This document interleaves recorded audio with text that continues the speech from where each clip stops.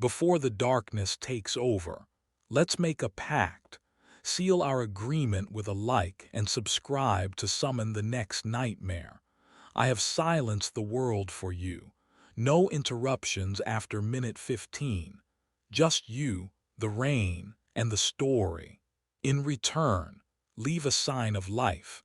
Tell me where you are watching from and what time it is in your world. Lock the door, and let's begin.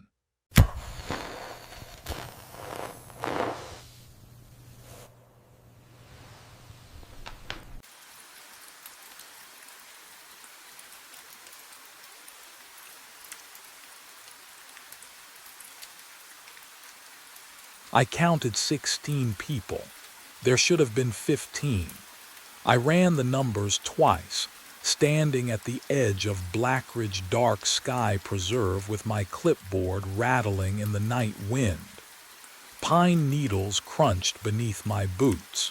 15 registered attendees for the Perseid Meteor Shower Tour, but 16 bodies scattered across the field, silhouettes hunched over telescopes, breath misting in the August cold. The 16th stood 30 feet away, wearing my jacket, my exact jacket, North Face left pocket torn from last year's barbed wire incident. He held something slim and red in his hand, my laser pointer, the one currently clipped to my belt. Can you imagine that? Seeing yourself across an empty field at 2 in the morning, I walked toward him. Gravel crunched too loud. He turned and oh, God, his face was mine but older, decades older.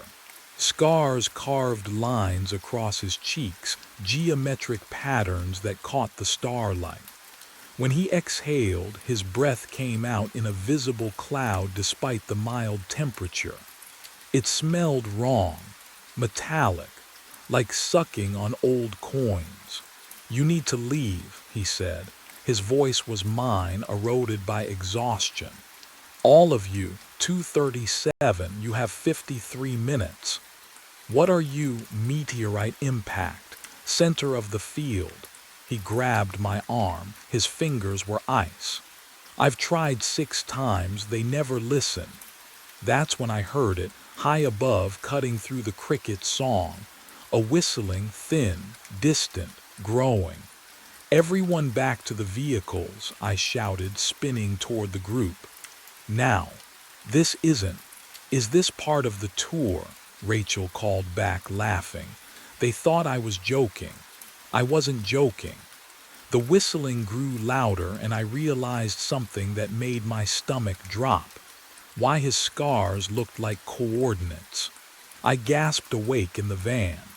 The smell hit me first, cold coffee and paper, the familiar mustiness of star charts piled on the passenger seat.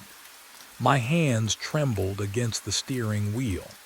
Outside, voices drifted through the darkness. Cheerful casual, setting up tripods, adjusting telescope mounts. No, no, no, no, I pressed my palms against my chest, my stomach, my face, skin intact. No burns, no blood. The screaming still echoed in my skull. That high, horrible whistling, and then the impact, the flash that turned night into white fire. But my body bore no evidence of what I'd just lived through. The dashboard clock read 1:45 a.m. I stumbled out. The field stretched before me exactly as it had an hour ago, or would be in 52 minutes. Rachel was crouched beside her telescope, breath misting in the October air. Keith argued with someone about parking angles. Melissa adjusted her camera strap. Alive, all of them alive. We have to leave. My voice cracked. Right now, all of you. Rachel looked up. Derek, you okay? There's going to be an impact. 237. A meteorite, I've seen it, Whoa, hey. Keith stepped closer, hands raised like I was a spooked animal. What ray you talking about? How do you explain dying? How do you make someone believe they have 51 minutes left unless they run? Please. I hated the tremor in my voice, the desperation leaking through.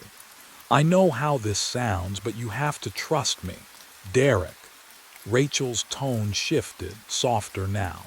Concerned, the way you'd speak to someone fragile. Did you hit your head or something? I'm not. The words died in my throat. Because at the field's edge where pine shadows bled into starlight, something moved. A figure, watching. And I recognized the jacket it wore. I waited at the tree line. But the figure never came. No duplicate. No scarred face. Just wind through the pines and the smell of sap mixed with something sharp I couldn't name. I circled the field twice, pulse hammering against my ribs, but found only Rachel adjusting her telescope and Keith laughing at something on his phone. The absence felt worse than the presence. I forced myself to breathe, to wait. Maybe this time would be different. Maybe without the other me, without the panic, I could simply convince them to leave before 2:37. But when I approached at 2:15, voice steady, hands open, Rachel cut me off. Derek, we talked about this. Please just listen. No, Keith stepped closer, phone already out. I'm calling someone, you need help. The cold air bit through my jacket, not his. What would you do if no one believed the truth clawing up your throat? At 2:20, I stopped asking. I grabbed Melissa's arm, thin fabric bunching under my fingers, and pulled. She screamed. Keith tackled me into frozen grass that crunched like teeth, and I tasted copper and dirt. I kicked free, lunged for Rachel, dragged her 3 steps before hands yanked me backward. You're insane, Keith's voice sounded, delayed, like an echo arriving too late. They held me down. I stopped fighting at 2:35. Just watched the stars overhead, tried to memorize constellations I'd never see again. At 2:37, the sky didn't fall. It tore. A sound like fabric ripping, but vast. So vast it vibrated in my bones. Light flooded the field, white and hungry, turning shadows inside out. Heat slammed into my face. Someone was screaming my name, but the syllables stretched and warped, and darkness swallowed the light. I woke screaming in the van, dashboard clock glowing 1:45, and the screaming wouldn't stop because the sound was coming from me. But this time, my hands were shaking for a different reason. I stopped screaming after the first minute. 1:45, again. The van smelled like cold coffee and my own sweat. My hands, oh God, my hands wouldn't stop shaking. I grabbed the clipboard from the passenger seat, metal clip cold against my palm, and started writing. Everything, every single detail I could remember. Rachel arrives first. Blue parka. Sets up telescope northeast corner. Keith second, red flashlight, argues about parking. Melissa third. I wrote faster, the pencil scratching rhythm keeping me sane. If I documented everything, I could find the pattern. I could fix this. By 2:15, I'd filled 3 pages. The group moved like actors following a script I'd memorized. Rachel adjusted her tripod. Keith complained about the cold. Melissa attached her camera. I checked my notes, checked the field, checked again. And that's when I saw it. Rachel's telescope had a scratch along the left side of the barrel, a thin white line catching starlight. I stared at it, my chest tightening. That scratch. It hadn't been there before, I was certain. 3 loops of watching her set up that exact telescope, and the scratch was new. Everything okay, Derek? Rachel's voice cut through my thoughts. Your telescope, I said, stepping closer. When did you scratch it? She frowned, running her finger along the mark. Oh, that happened last week when Keith. His voice behind me. Keith, you mentioned your wife earlier. He turned, breath misting in the frigid air. Yeah. What about her? My notes trembled in my grip. In the first loop, Keith had been alone, complained about being single. Now he had a wife he'd mentioned casually, like she'd always existed. The field felt colder. Wrong. What would you do if reality started rewriting itself around you? And you were the only one who remembered what it used to be. I worked fast. If reality itself was unraveling, then words wouldn't save them. The spark plugs came out easily, cold metal biting my fingertips. Rachel's sedan, Keith's truck, Melissa's compact. One by one, I disabled every vehicle in the dirt lot, my breath fogging in the November chill. The forest pressed close around me, pine sap thick in the air. 2 minutes past 2. I'd barely straightened when footsteps crunched behind me. What the hell are you doing? Keith's voice, sharp, angry. I turned, spark plug still in my palm. Getting you out of here. But Rachel was already at her hood and Melissa was running toward the others. Therefore my window collapsed. Shouts erupted. Hands grabbed my arms. My clipboard clattered to the dirt. He sabotaged the cars. Call the police. There's no signal out here, just hold him. They forced me down, knees in the cold earth. Keith's grip on my shoulder felt like iron and I couldn't break free, couldn't make them understand. Have you ever tried to save someone who thinks you're the threat? Please, I gasped. Please, at 2:37, shut up. Keith's face was inches from mine. You're done. The minutes bled away. 20 past 2, 30. I stopped struggling, stopped begging. My knees went numb against the frozen ground. At 2:36, I smelled it. Burnt metal, cold breath against my neck. He stood among them now, my older self, face carved with scars that looked like star charts, weeping. His mouth didn't move, but I heard the words inside my skull. You can't save them. The sky began to scream. I woke gasping, loop 7, maybe 8. The van's interior looked wrong. I couldn't place it. Same coffee-stained cup holder. Same folded star charts. But the angle of the driver's seat felt off, like someone else had been sitting there. Outside, voices murmured in the darkness. Setting up telescopes. Again. I stumbled into the field and froze. The tree line. It was different.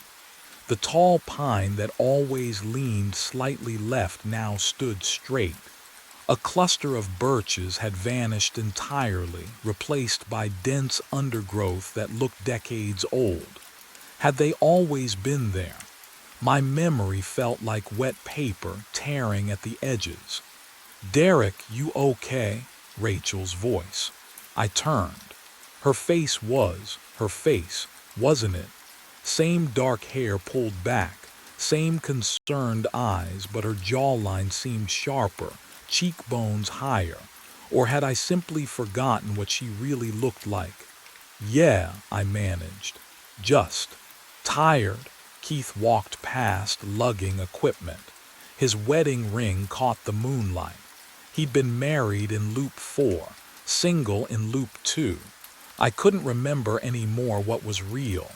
Can you imagine losing track of people's faces, of trees, of your own memories? The cold hit differently tonight, bit deeper. I checked my watch, 1:53, still early. Maybe I could. Then I smelled it. Burnt metal. Sharp and nauseating like inhaling copper shavings. The temperature dropped so fast my breath turned to fog. He stood at the field's edge, my older self, already. It wasn't even 2 o'clock yet. His scars looked deeper, fresh, weeping. His mouth opened. "You're becoming," cold breath washed over me, tasted like blood and electricity. I looked down at my hands. Thin white lines traced across my palms. New scars forming as I watched. The same pattern that covered his ruined face. And I understood with absolute certainty what those coordinates meant. I stepped out of the van and saw myself standing by the tree line. 3 of me, all scarred, all wearing my jacket, my boots, my face carved with white lines that glowed faintly in the darkness. They stood at different points around the field's perimeter, motionless as fence posts, eyes fixed on nothing. My palms burned where the scars had appeared an hour ago, or a lifetime ago. I couldn't tell anymore. Rachel walked past the nearest one, tripod slung over her shoulder. She didn't flinch, didn't even glance at him. "Rachel," I called, my voice cracking. "Do you see?" "Derek, hey," she smiled, adjusting her telescope case. "You okay? You look pale." The version of me standing 12 feet behind her didn't move, didn't breathe. His chest was perfectly still and frost crept across his collar despite the August heat. "There's someone," I pointed. She turned, looked directly at him, through him. "Just us night owls," she said, already walking away toward her usual set-up spot.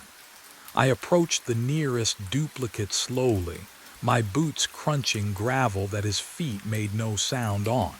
Up close I could smell it, that burnt metal odor, thick as smoke. His scars formed patterns I'd started to recognize, coordinates, dates, times. "Who are you?" I whispered. His eyes didn't shift, didn't blink. I reached out. My fingers passed through cold air 6 inches from his shoulder, and pain shot up my arm like frostbite. I jerked back, gasping. What would you do if you saw yourself dying in slow motion, and no one else could see it happening? The hours dragged. I tried to focus on the group, Melissa adjusting her camera, Keith arguing about the best observation angle, but my attention kept snapping back to them. The 3 failures, the 3 endings. At 2:15 they moved, not toward the group, toward me. Their footsteps made no sound, but I felt them, vibrations through the earth that matched my own heartbeat. They formed a triangle around me, closing in with mechanical precision. At 2:30 exactly they stopped, inches away. Their mouths opened in perfect synchronization, and cold breath washed over my face as they spoke with one voice, layered and echoing like a canyon. "We are the loop. We are the impact."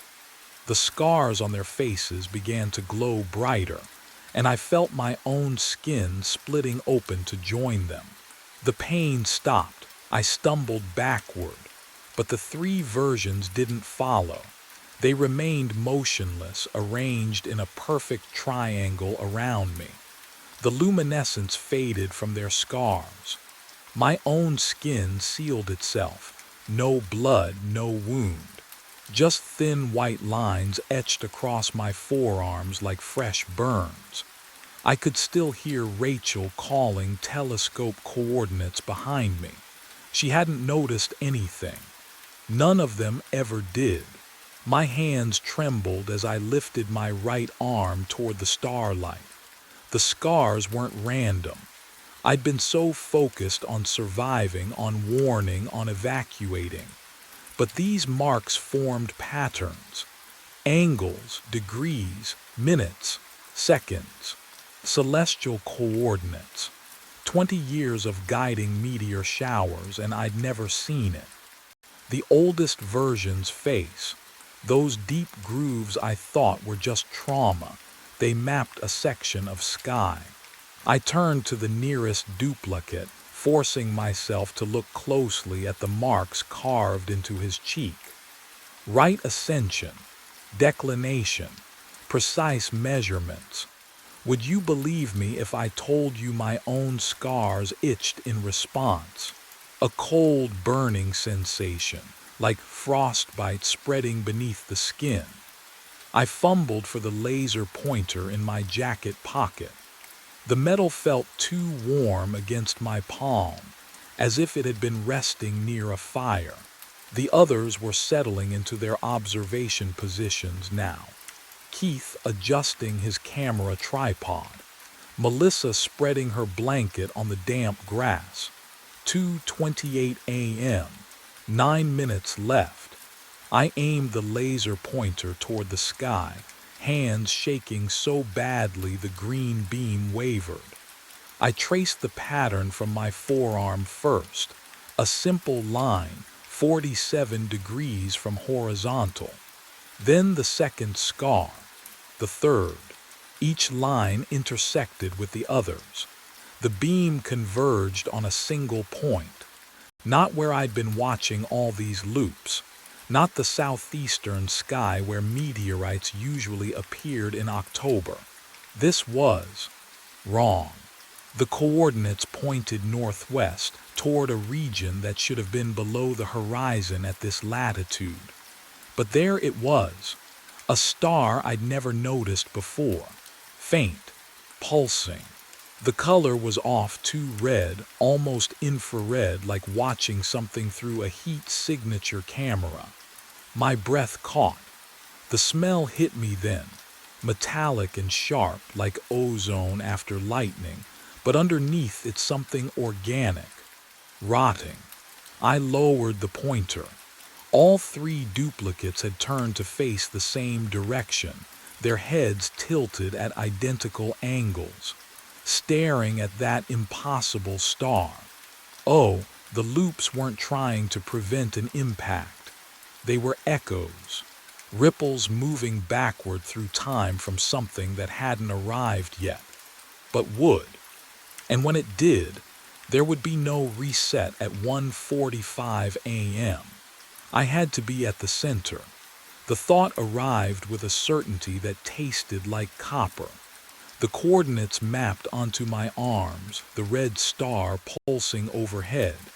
They all converged on one point, the exact spot where the meteorite would strike.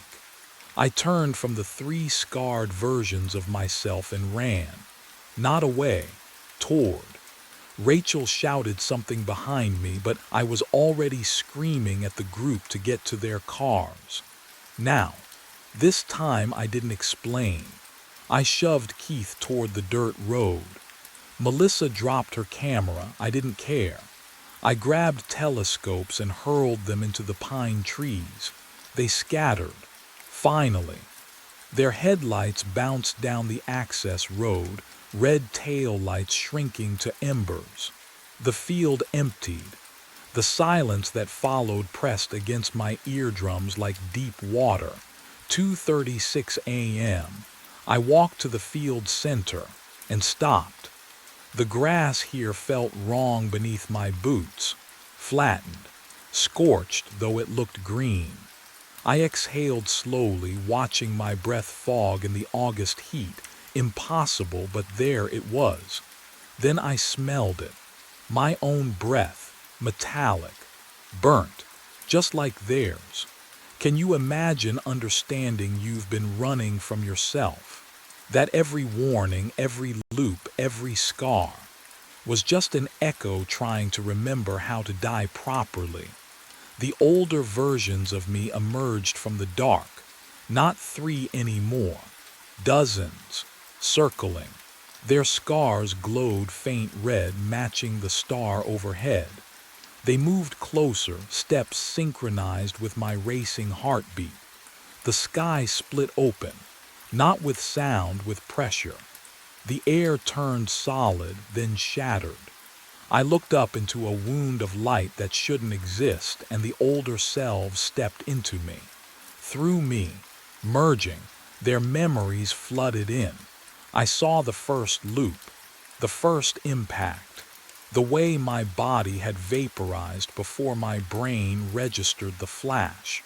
I'd been dead since the beginning, but if I was dead, what had been resetting the loop? White light burned through my eyelids. I woke to the rhythmic beep of monitors, the chemical sting of disinfectant, the scratch of starched sheets against my skin.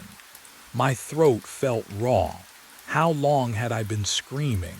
A nurse appeared, middle-aged, kind eyes. She touched my wrist, checking my pulse the old-fashioned way. "Mr. Ashford, you're in County General. You've been unconscious for 3 weeks. 3 weeks." I tried to speak, my voice cracked. The meteorite. 40 miles from town," she said gently. "You're very lucky they found you alone in the field." Alone. The word hit like cold water. I sat up too fast. The room tilted. "The group," I rasped. 15 people. Where her expression changed.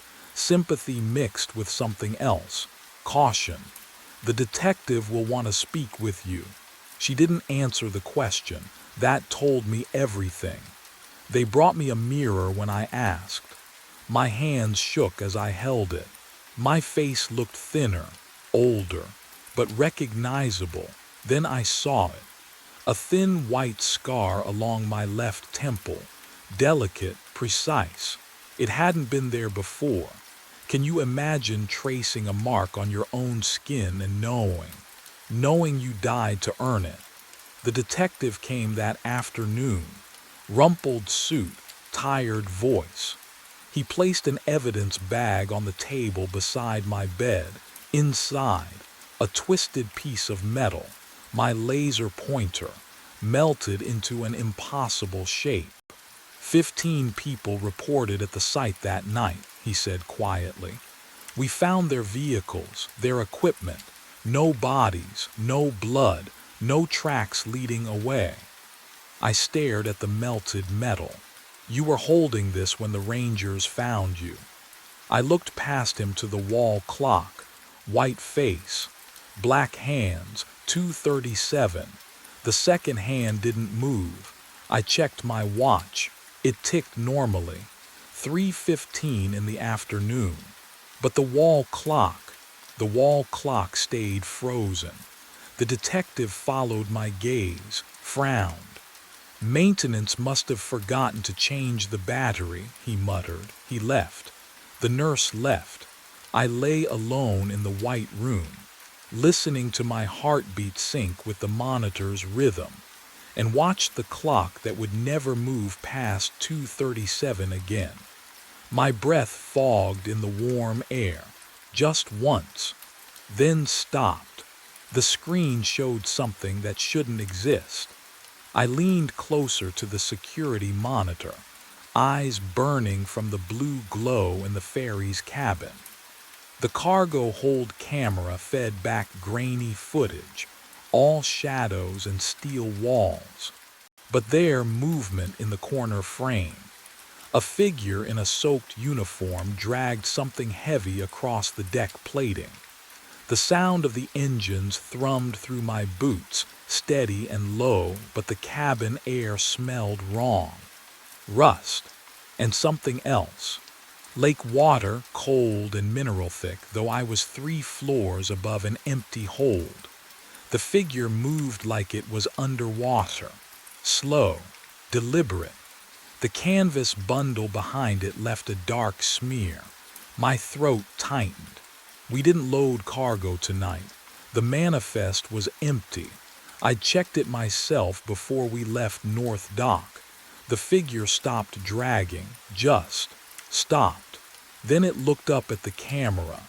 My hands went cold. The face staring back was mine. Same nose, Same scar through the left eyebrow from a childhood fall.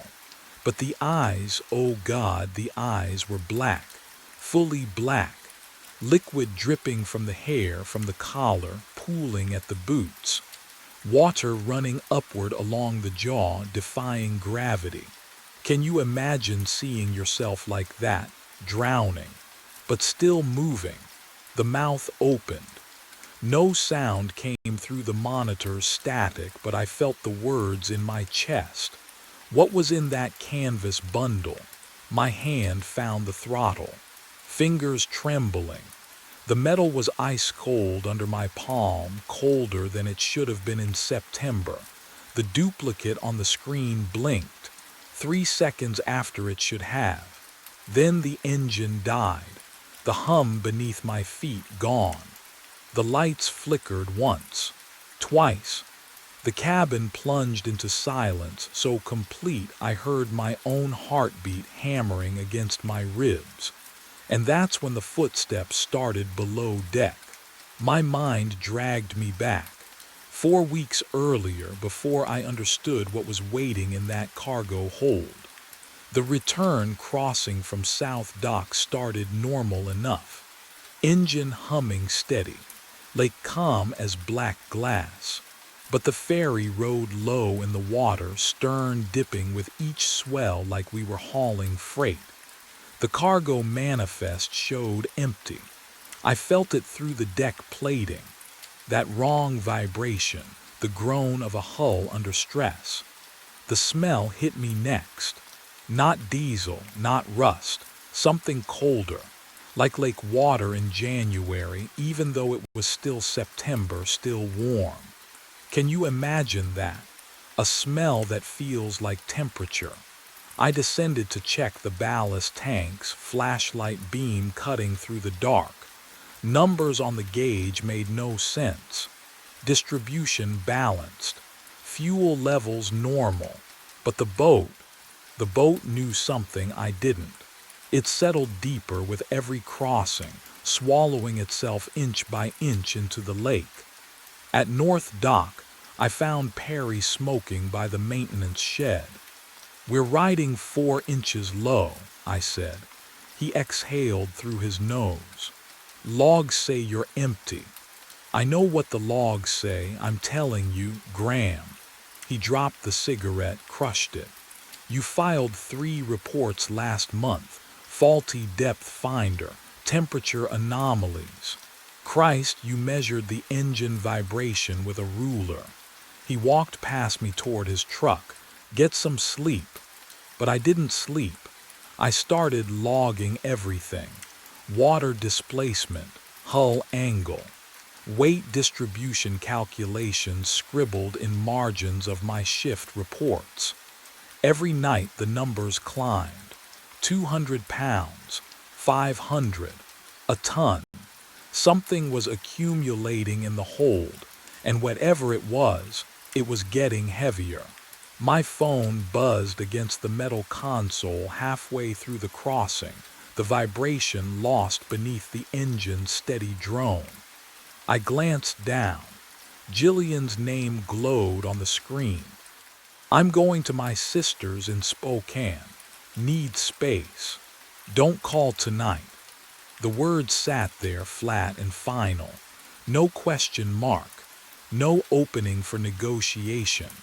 I read them twice, my thumb hovering over the keyboard, but what could I say?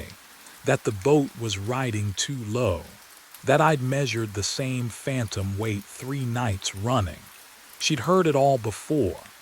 My obsessions, my theories, my refusal to let things go. The diesel smell seemed sharper suddenly, mixing with the cold that rose from the deck grates. I pocketed the phone, checked the time. 11:47. We were 12 miles from either shore now, suspended in the deepest part of the lake where the old channel ran. This was always the quietest stretch. No lights from either dock, just black water and blacker sky. But what happened next made everything else seem trivial. The phone signal dropped. Not unusual out here. I reached for the radio to check in with dispatch, more from habit than necessity. Static. I adjusted the frequency, tried again. Nothing but white noise crackling like something alive. Dispatch, this is Cascade Ferry, over.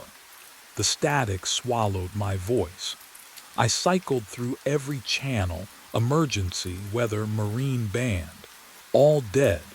Just that hissing emptiness, the kind that makes you aware of how alone you really are. Can you imagine it? 12 miles from shore. No contact. No wife waiting at home. Just you and a boat that's sinking lower every night for reasons you can't explain.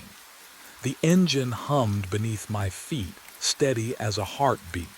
And then I heard it, metal groaning, deep below the cargo hold door, opening. I hadn't touched it, hadn't been down there in hours, but something had. I grabbed the flashlight. My hand shook as I pointed the beam at the cabin door. But I couldn't make myself go down there. Not yet. Instead, I turned to my logbook on the console, flipping it open to distract myself from the echoing silence below. The familiar weight of routine. Log the crossing. Note the time. Document everything Perry dismissed. But something slipped out from between the pages. A laminated sheet, yellowed at the edges. I caught it before it hit the floor, and the moment my fingers touched the surface, cold radiated up my wrist. The kind of cold that comes from deep water, from places the sun never reaches. I held it under the chart light. Cascade Lake Ferry Service. Passenger and crew manifest. September 1996. My throat tightened. The list of names blurred, then sharpened. I scanned down the crew roster, not sure what I was looking for, but something inside me already knew. There. Lockwood Graham, deckhand, status, lost at sea, September 14th. I read it again. Then again, my name, my full name. Today was September 12th. The paper smelled like rust and deep water, so strong I could taste iron on my tongue. How was that possible? It was laminated, sealed. Nothing should get through. But the scent clung to my hands, thick and ancient. I didn't put this here. I'd used this logbook yesterday. This morning. The pages had been empty except for my own notes, my own handwriting tracking the weight that kept increasing, the ballast readings that made no sense. So who had? And why did the manifest list a date? That hadn't happened yet. The county library archives smelled like rot and old newsprint. I showed up when they opened, hands still shaking from the manifest. The clerk barely looked at me before pointing to the microfiche machines in the back corner. I found it in 20 minutes. September 14th, 1996. Ferry disaster on Cascade Lake. 7 crew members lost. No bodies recovered despite 3 weeks of searching. The vessel had been decommissioned, records sealed. Can you imagine reading about your own death? Knowing it's scheduled in 2 days, I scrolled faster. My eyes burned from the blue light. There had to be more. Some explanation that didn't involve. A witness statement stopped me cold. The sole survivor, a maintenance worker named Chen, described the hours before the sinking. He mentioned a deckhand who'd appeared on shift that final night. No one recognized him. Chen said the man looked like he'd been underwater for days before he ever stepped aboard. Skin gray, uniform dripping even in dry air, eyes that didn't quite focus. My throat closed. The article included a police sketch based on Chen's description. Someone had drawn the face with careful detail. Hollow cheeks, dark matted hair, the unmistakable set of the jaw. I knew that face. I'd seen it in a photo on my mother's nightstand for 20 years before she died. The same photo I kept in my wallet now, creased and faded. The sketch looked exactly like my father, but what I discovered in the incident report filed 3 days after the sinking. The report marked classified and somehow left in the public archive. That changed everything I thought I knew about the night he disappeared. I drove back to the ferry in silence. The lake stretched black beyond my headlights, swallowing the road's edge. My shift started at midnight, 3 hours ago, and Perry's voicemail said he'd covered it, wondering where the hell I was. I didn't call back. What would I say? That I'd seen my father's face in a report from before I was born. The North Dock floodlights buzzed overhead as I parked. The ferry was already mid-lake, autopilot engaged, returning from its second crossing. I stood on the empty dock and watched it cut through the darkness, a slow-moving shadow trailing diesel fumes and the smell of rust carried on the wind. When it docked, I boarded without checking in. The cabin was cold, too cold for September. I adjusted the thermostat, but the dial felt strange under my fingers, slick, almost wet. At 3:07 a.m. I heard it, drip, drip, drip, water striking metal, slow, rhythmic, coming from the stern deck. I grabbed my flashlight, stepped outside. The beam cut through the fog rolling off the lake, and that's when I saw them. Footprints, wet, barefoot, leading from the ladder that descended to the waterline across the deck, straight toward the cabin door. Can you imagine standing there, 12 miles from shore, knowing you've been alone this entire crossing? I followed them. Each print glistened under my light, water pooling in the treads of the deck plating. They were fresh, so fresh the edges hadn't dried yet. The smell hit me then like water and something metallic like blood mixed with rust.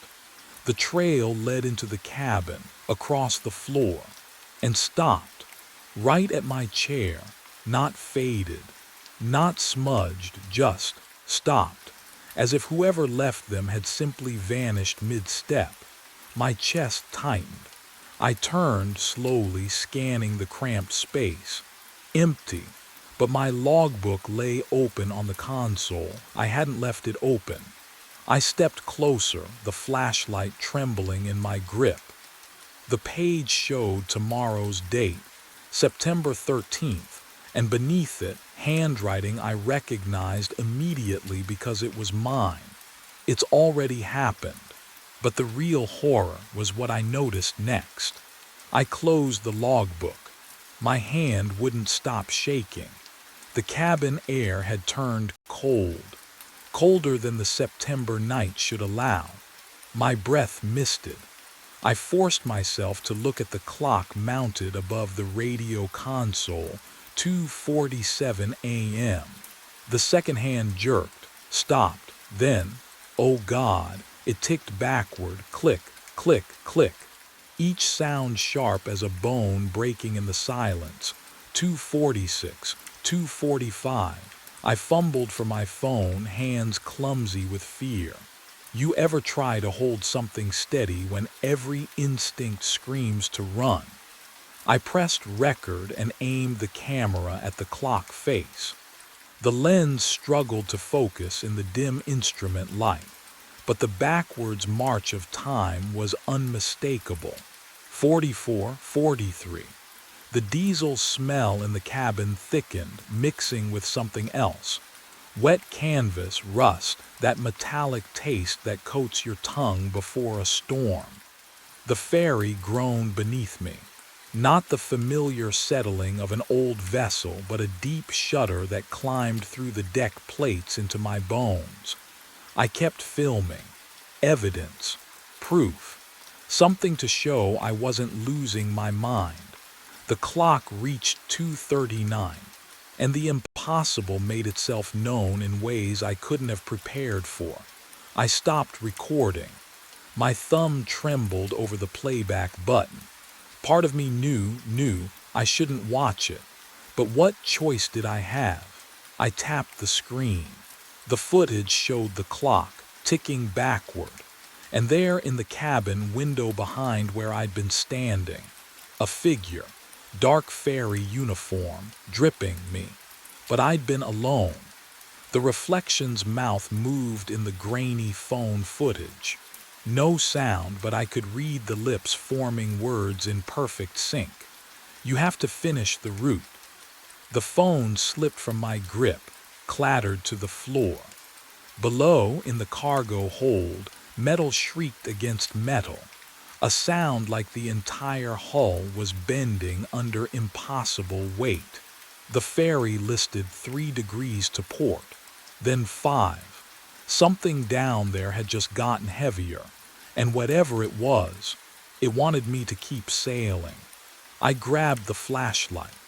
My hand shook so badly the beam danced across the cabin walls, but I couldn't wait any longer. The ferry groaned beneath me, listing harder to port with every minute. Whatever was down there, it wanted me to see. The stairs to the cargo hold felt narrower than usual, the metal handrail slick under my palm. Each step rang out, a hollow clang that echoed back wrong, like someone was climbing behind me in reverse. The air grew colder as I descended, thick with the smell of rust and something else. Deep water, like water that hadn't seen sunlight in decades. At the bottom, I stopped, listened. Drip, drip, drip. The sound came from the far corner, beyond the empty cargo straps and tie-down rings bolted to the floor.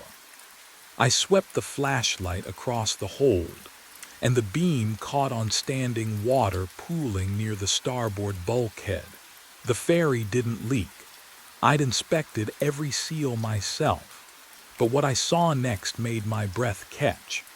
A figure stood in the shadows beside something large wrapped in canvas. The bundle sagged against the wall, dark water streaming from its folds, spreading across the floor in slow rivulets. And the figure, oh God, the figure wore a fairy uniform, soaked through, dripping. It turned to face me, my face, my exact face. But the skin was too pale, almost gray, and water ran from its hair in steady streams that should have stopped by now. Its eyes, black, not just the pupils, everything, like staring into the lake itself at midnight. Can you imagine seeing yourself like that, standing there, impossible, real? Its lips moved, my lips. The voice came a half-second later, like an echo trying to catch up. You're the one who's late. I couldn't move, couldn't breathe. The flashlight beam trembled in my grip. It tilted its head, the movement too slow, too smooth. Water dripped from its chin, hitting the floor with that same rhythmic sound. Drip, drip, drip. I've been waiting since 1996. The canvas bundle shifted behind it. Something inside moved. And that's when I smelled it. The metallic tang of old blood mixed with deep water. The thing wrapped in canvas. It wasn't cargo. What was in there would change everything I thought I knew about my father's death. The duplicate's mouth moved, but the sound came a half-second later, like watching a badly synced film. September 14th, 1996, it said. 2:47 a.m. The ferry went down in 12 seconds. I pressed my back against the steel wall. Cold seeped through my uniform. The cargo hold stank of rust and deep water. Time doesn't break clean, the thing wearing my face continued. It folds, creases. You're standing in the crease, Graham. My name in my own voice made my stomach turn. The manifest, I whispered. My name was your father's root, his son. You, the duplicate, stepped closer. Water dripped from its sleeve, pooling at my feet. Descendant and ghost, both. Can you understand that? No, I couldn't. But what I understood next was worse. The canvas bundle behind it shifted. A hand slipped out. Gray, bloated wedding ring catching the beam of my dropped flashlight. I knew that ring. Gold band, single scratch across the top. Dad, I breathed. He never left the hold, the duplicate said. Neither did I, neither will you. Unless you finish what he couldn't. The boat listed further. Somewhere above, metal groaned. I thought of Jillian's last text, her sister's place in Spokane, the life I'd been too obsessed to hold on to. Complete the route, my double whispered. Dock at South Terminal or sink here now and let it all fold again. My hand found the railing. The steel was ice against my palm. If I dock, the loop closes, your father rests. You live. And if I sink, its black eyes reflected nothing. Then September 14th happens forever. The engine shuddered below us. I had maybe 2 minutes before the list became irreversible. Dock or sink, save myself, or join the crease. What would you do when the choice isn't between right and wrong, but between ending and repeating? I ran for the stairs. I burst into the wheelhouse, grabbed the throttle, spun the wheel hard starboard. The engine screamed, protested. I didn't care. Through the window, dawn light bled across the horizon, pale and cold. The shoreline rushed closer. Rocks, trees. Not the dock. Never the dock again. The hull shrieked as it struck bottom, metal tearing through sand and stone. I braced against the console as the ferry lurched, groaned, died. Silence. The diesel stink hung thick in the air. My hands wouldn't stop shaking. I turned. The duplicate stood in the doorway, dripping, watching. Then it wasn't, gone like it had never been there at all. I stumbled down to the deck. Morning air bit at my face, sharp and real. The ferry sat crooked on the beach, listing to port. Waves lapped at the stern. My radio crackled to life. Dispatch, Coast Guard. Perry's panicked voice demanding to know what happened. I told them about the canvas bundle.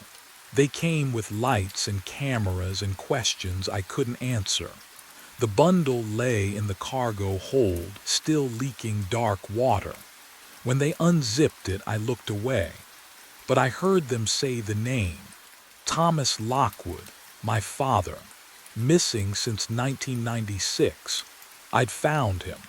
What I didn't understand yet was how many times I'd found him before. My phone buzzed in my pocket. Jillian's name on the screen. Graham, where are you? You didn't come home last night. Her voice, warm, concerned, not distant, not leaving. I thought. You said you were going to Spokane. Spokane? Why would I? Are you okay? I pulled the phone away, checked the date. September 12th. Not the 14th. Not the day after. The beginning. I stared at the ferry, half sunk in morning light, at the police pulling my father from the hold, at the lake stretching endlessly behind us. The route wasn't broken. It had just started over. And somewhere in the cargo hold's shadow, I knew. Water was already beginning to pool. The fabric felt wrong the moment I touched it. Cold. too cold for something that had just finished a hot cycle. I pulled the bundle from washer 7, and the fluorescent lights overhead buzzed louder, as if they were listening. The smell hit me next, detergent, yes, but underneath, something metallic, copper. I unfolded the wet uniform, navy blue, security guard patch on the shoulder, and stitched across the chest pocket in white thread, Owen Brady, my name. My hands shook as I dug deeper into the drum. Keys, my keys, the ones with the bottle opener keychain my sister gave me 3 years ago. My wallet, leather warped and swollen. And a phone, not mine, newer. I pressed the power button. The screen lit up my face in cold blue light, and there was only one file saved. A video, time-stamped 6 months ago. January 14th. I should not have played it. The footage was grainy, security camera quality. The parking lot outside, I recognized the cracked asphalt, the 2 flickering streetlights. A man walked toward a sedan. He moved the way I move, shoulders hunched, hands in pockets. Then headlights flooded the frame. The impact was soundless, but I heard it anyway. The wet crunch of metal meeting bone. The body, my body, crumpled against the hood and rolled to the pavement. The car did not stop. Tail lights disappeared into the dark. The timestamp blinked, 1:30 a.m., but that was impossible. I had never worked here 6 months ago. I had never. The door chime rang. I looked up. A man stood in the entrance, garbage bag in hand, staring at me with hollow, unblinking eyes. The clock on the wall read 1:30 a.m. What he did next would prove I had been dead all along. My mind raced back. 4 nights earlier. The shift had started like all the others. 10 p.m. Fluorescent lights buzzing overhead, that sharp detergent smell already burrowing into my nostrils. Dennis came in first, hauling his bundled sleeping bag, nodding at me with that cracked tooth smile. I nodded back. We never talked much, but the acknowledgement mattered, you know. It was the only proof I existed some nights. Patty arrived around 11. Same anxious shuffle, same 3 blankets. She loaded washer 9, avoided eye contact, fed the machine quarters 1 by 1. The metallic clink echoed in the empty space. I busied myself wiping down the folding tables, pretending I had purpose. The hours crawled. Dennis left around midnight. Patty's dryer hummed its monotonous song. I scrolled my phone, refreshed emails that never came, checked messages from people who had stopped asking how I was. Can you imagine that kind of loneliness? Not dramatic, just hollow, but what happened at 1:30 would change everything. The door chimed. A man entered, tall, gaunt, eyes sunken like he hadn't slept in weeks. He carried a black garbage bag, the plastic crinkling with each step. His shoes squeaked on the linoleum. Patty glanced up, then quickly away. He went straight to washer 7. I watched him load the clothes, slow, deliberate, like he was performing surgery. He fed quarters into the slot, 8 of them. The machine chugged to life, water gushing, drum spinning.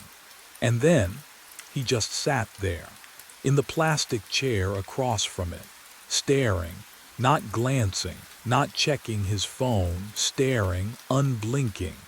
The washer hummed its cycle. I felt the vibration through the floor. 45 minutes passed.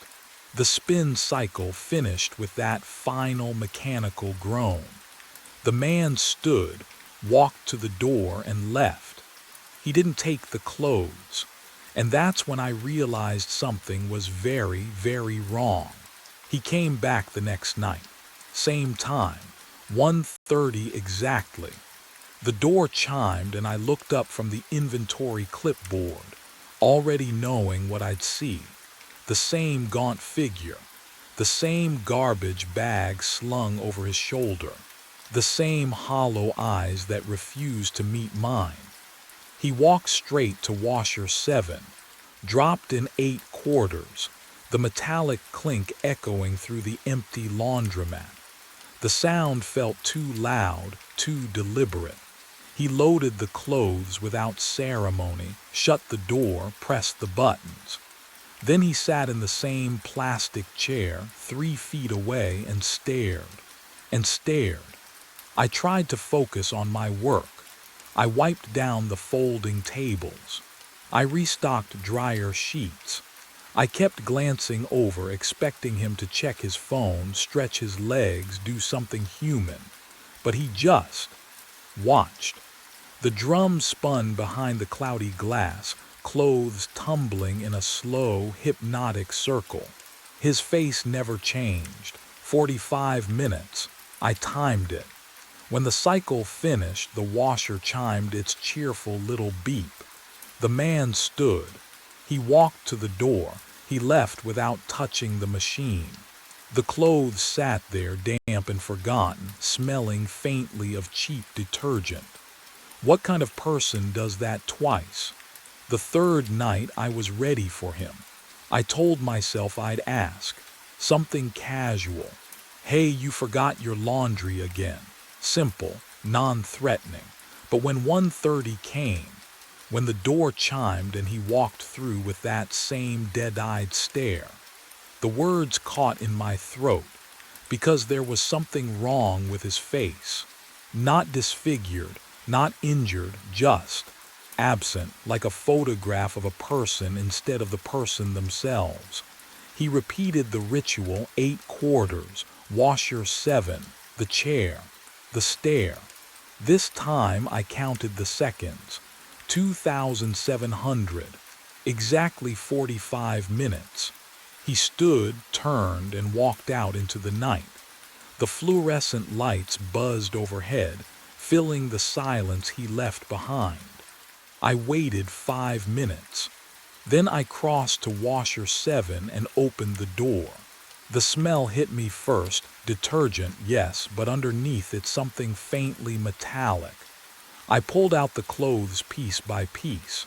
A pair of jeans, faded, worn at the knees, 2 gray t-shirts, a flannel button-up with a frayed collar, socks, boxers, ordinary, completely, frustratingly ordinary.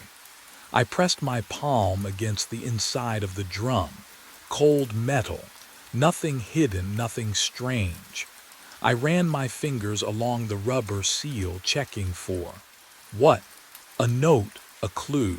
Can you imagine searching a washing machine for answers and having no idea what questions you're even asking?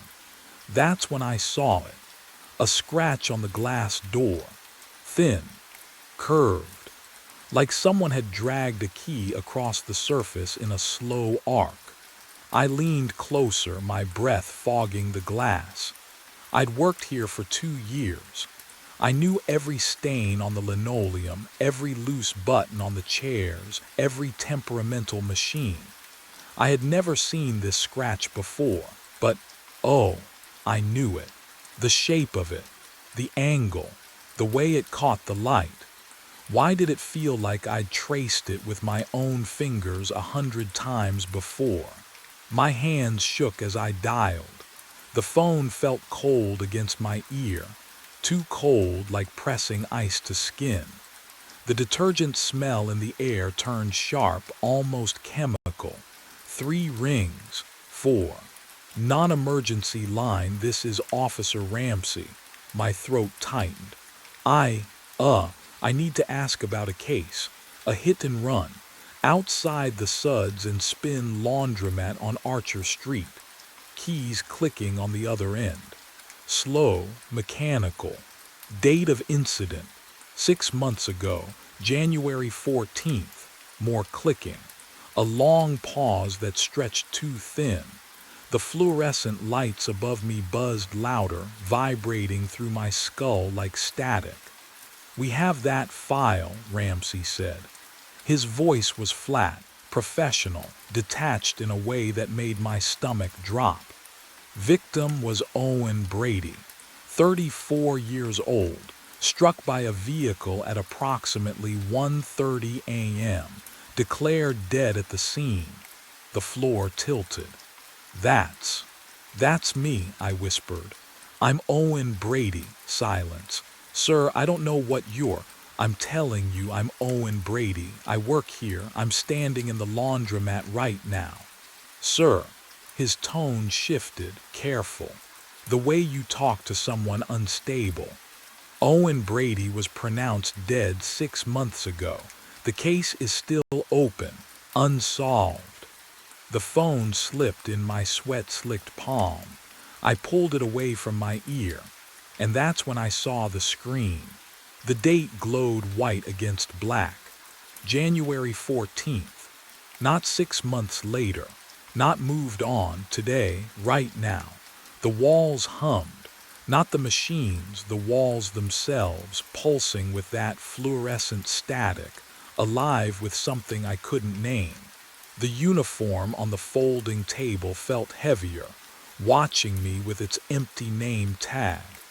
But what I didn't understand yet was why the clock still hadn't moved past 1:29. My thumb trembled against the phone screen. I typed my own name into the search bar. The blue glow threw shadows across the dryer behind me, made the fluorescent hum overhead sound louder, sharper.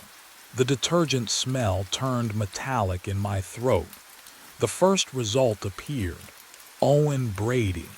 January 14th, deceased. I tapped it. The obituary loaded in pieces, photo first, then text. My face stared back. Not a selfie I recognized. My sister must have chosen it. The article beneath used words like tragic and unsolved and community loss. I scrolled past the service details, past the survived by line that listed my sister Claire, my parents, past the part that said in lieu of flowers. I kept scrolling. But what I found next would prove far worse than any obituary. The news article appeared third in the search results. Local man killed in hit-and-run outside laundromat. I clicked. The page loaded slowly, each line of text appearing like a sentencing. The journalist had been thorough. Time of impact. Approximately 1:45 a.m. Victim pronounced dead at scene. No witnesses. Security footage inconclusive. There was a photo. Grainy, dark parking lot. Yellow police tape. And beneath a blue tarp in the center of the frame, a shape. My shape. My hands went cold, not nervous cold. Dead cold. I opened my contacts, found Claire. Typed fast before I could think. "It's Owen, I'm alive, call me." The message sent. Delivered, but no response came. No 3 dancing dots. Nothing. I dialed my landlord. The phone rang once, then a recorded voice. "The number you have reached has been disconnected." I tried my parents. Disconnected. I tried the convenience store below my apartment. Disconnected. Every number I called, every person I texted, led nowhere. But then I heard something that made my blood freeze entirely. I wasn't going to wait until 1:30. The clock above the register read 1:15 a.m., 15 minutes before whatever was supposed to happen, before the man came through that door, before time folded in on itself again. I grabbed my jacket and shoved my phone into my pocket. My hands shook, but I moved anyway. The fluorescent lights hummed louder as I crossed the tile floor. Each step echoed wrong, like the room was listening. I reached the front door and pulled. Nothing. I pulled harder. The handle was ice cold under my palm, colder than metal should ever feel indoors. The lock was turned to open position, but the door wouldn't move. "Come on," I whispered. My breath fogged in front of my face. When did it get so cold? I slammed my shoulder into the glass. Pain shot down my arm. The door didn't even rattle. It felt solid, immovable, like pushing against a wall. But the building had other plans for me. I turned and ran for the back exit, the employee door near the storage closet. Locked. I fumbled for my car keys, thinking maybe I could just drive through the damn window if I had to. What would you do, trapped in a place that shouldn't be able to hold you? I sprinted into the parking lot through the side door. It opened. Relief flooded through me for half a second. My sedan sat under the flickering street light. I jammed the key into the ignition and twisted hard. The key snapped. Clean. Sharp. The metal broke in my hand like it was made of glass. I stared at the jagged edge, and the detergent smell from inside rolled over me in a wave, thick, chemical, suffocating. Then I blinked. The clock read 1:29 a.m. I was standing in front of washer 7. The door was already open, waiting. Inside, folded neatly, the uniform lay damp and ice-cold against my fingers. What happened in those missing 14 minutes, I still can't fully explain. But I knew one thing with absolute certainty: something was coming. And this time, I wouldn't be able to run from it. The door chime rang. 1:30 a.m. Exactly. He walked in with the garbage bag just like before. Same stride, same blank expression. But this time I was waiting. This time I wasn't going to let him load that washer and disappear into the fluorescent hum. "Stop," my voice cracked. "Just stop." He froze 3 feet from washer 7. The bag slid from his grip, quarters rattling inside. Up close I could see the exhaustion carved into his face. Lines too deep for sleep deprivation alone. Shadows under his eyes that looked permanent. "You know," I said. My hands trembled. "Don't you? You know what's happening." His mouth opened, closed, opened again. "I'm sorry." The words came out like a confession pulled from somewhere deep and rotten. "I'm so sorry, Owen, my name." He said my name. "Who are you?" "Leonard Watts." He swayed slightly as if standing required effort he no longer possessed. I am, the driver." The fluorescent lights buzzed louder. The room tilted. "You hit me." The words felt strange in my mouth. 6 months ago, in the parking lot. He nodded, once, sharp, final, and now I'm trapped. His voice barely rose above a whisper. "I wake up every night at 1:30 a.m. I drive here. I watch you." He swallowed hard. "I watch you walk outside. I hear the impact. I see you fall." Can you imagine that? Watching someone die every single night, the same death, the same moment. But what he said next made my blood freeze. "I've tried everything," Leonard continued, his voice hollow. "Warnings, blocking the door, slashing my own tires. Nothing works." He looked at me then, really looked at me, and I saw something worse than guilt in his eyes. Desperation. "You always walk outside, and time resets." The smell hit me then, sharp and unmistakable. Gasoline, burnt rubber, clinging to his jacket like a ghost that wouldn't let go. The scent crawled into my nose, my throat, familiar in a way that made my stomach turn. I stepped back. He stepped forward. "How many times?" I asked. His laugh came out broken. I stopped counting at 100. The washer behind me hummed.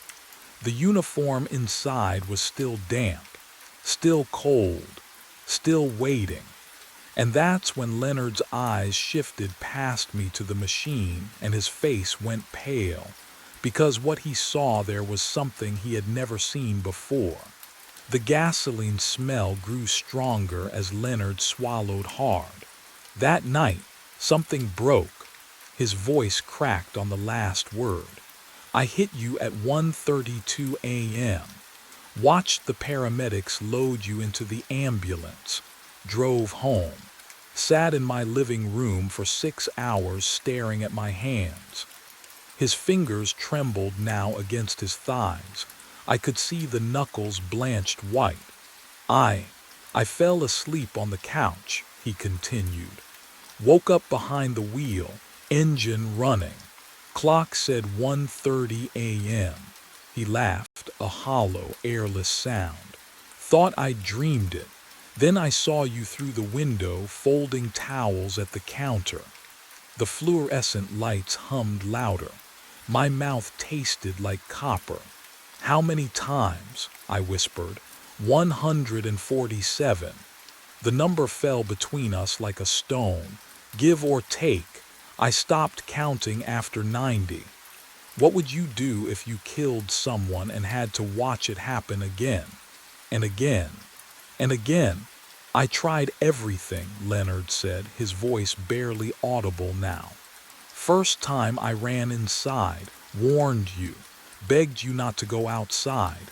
You looked at me like I was insane." He rubbed his face with both hands. "You walked out anyway at 1:58 a.m., right on schedule." But what he told me next changed everything. I disabled my car, slashed the tires, threw the keys into the storm drain. His eyes were bloodshot, rimmed with exhaustion I could almost feel in my own bones. "Doesn't matter. The loop resets every time you step outside, every single time. And I wake up in the driver's seat, with the engine already running." The parking lot engine idled louder beyond the glass. Leonard's gaze dropped to the uniform still clutched in my hands, and something like recognition flickered across his hollow face. Leonard's face went pale. "That's it," he whispered.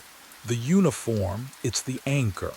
I stared at the fabric in my hands, still cold, still damp. "What do you mean?" "Every time I've watched you," his voice cracked. "You're always wearing it when you step outside. Always. The loop doesn't reset when you walk out. It resets when you walk out wearing that." My fingers tightened around the polyester. The name tag felt like ice against my palm. Could it really be that simple? Destroy the uniform, break the loop. "Help me," I said. We dragged the plastic chairs to the door, wedging them under the handle. Leonard shoved the vending machine. It scraped across the tile with a metallic shriek that made my teeth ache. The fluorescent lights buzzed louder as if protesting. I grabbed the uniform and pulled. Hard. The fabric resisted, then tore with a sound like ripping skin. Leonard seized Washer 7's door and yanked it open. The metal hinges screamed. He kicked the drum, once, twice. The third time something inside cracked.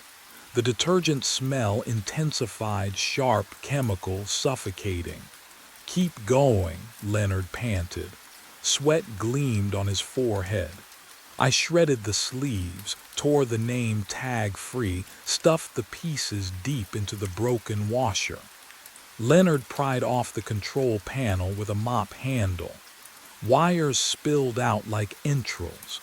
We stood there, breathing hard, surrounded by wreckage.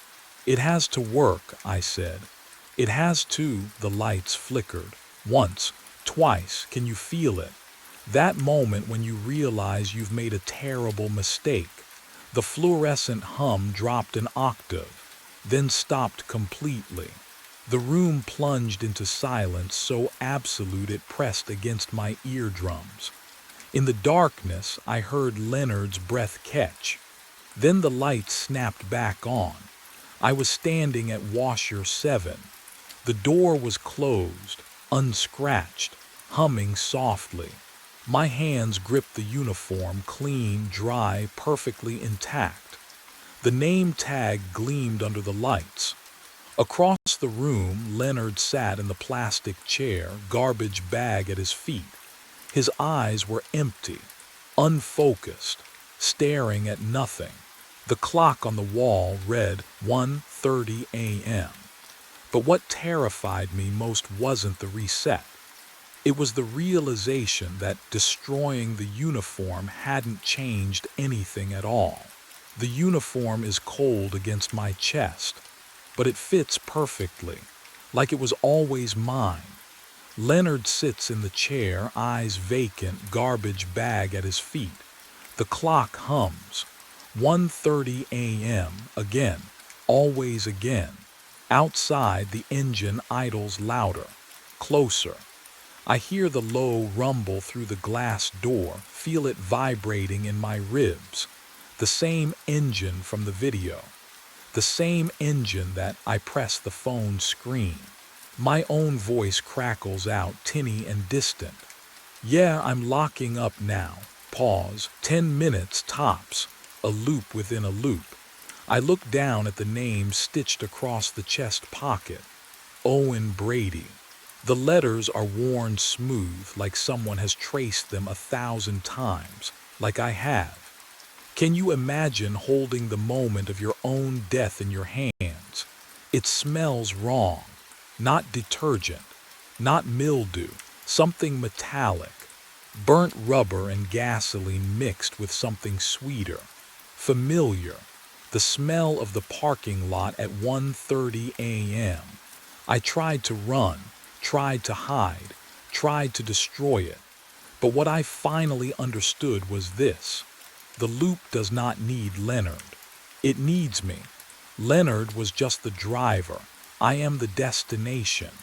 The fluorescent lights flicker. The door chimes though no one has entered. My legs move without permission, carrying me toward the glass. Through it, I see headlights cutting through the dark. Bright, blinding. I reach for the handle. Do I turn it? Do I step outside into the lot where my body was found 6 months ago? The footage never shows. It always cuts to static at 1:31 a.m. 1 minute I do not have. 1 minute I have never seen. My hand closes around cold metal, and for the first time in 6 months, I stop counting. The automated narration cut out at 2:31. I looked up from the console, fingers still hovering over the playback controls. The projection dome hummed through the speakers. That low, electrical thrum I'd heard for 12 years. But the voice smooth, recorded, designed to guide 30 drowsy college kids through the cosmos, had simply stopped. Static crackled, then silence. The control booth felt colder than usual. My breath didn't fog, but the chill bit through my jacket anyway. I tapped the console. Nothing. The coffee beside me had gone lukewarm hours ago, the stale scent mixing with burnt dust from the ancient equipment. Come on, I muttered, fingers dancing across switches. Then the speakers woke up again. But it wasn't the automated narration. It was my voice. You died last show. The words came through clear, calm, like I was reading star coordinates. Cardiac arrest at 2:34 a.m. My hand froze over the keyboard. You are still running shows. No, this was. What, a prank? But who would check the schedule? The audio cut again, just the projector hum. That familiar, wrong hum that suddenly felt too loud, too close, pressing against my eardrums like water pressure. What would you do if you heard your own voice tell you that you died? I stared at the console. My reflection stared back from the dark glass separating the booth from the dome beyond. Same tired eyes, same unwashed hair, same badge clipped to my chest, the laminated photo from 6 years ago when I still smiled. My hands were shaking.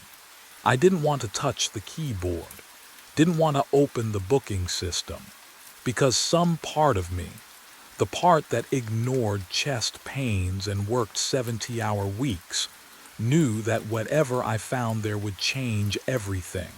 But I reached for the mouse anyway. The screen flickered to life. Blue light washed over my trembling fingers as I navigated to the schedule database. 6 months of bookings loaded in a cascade of entries. I scrolled. Every single entry. 2 a.m. Same time slot. And every single one read the same 2 words. Memorial service.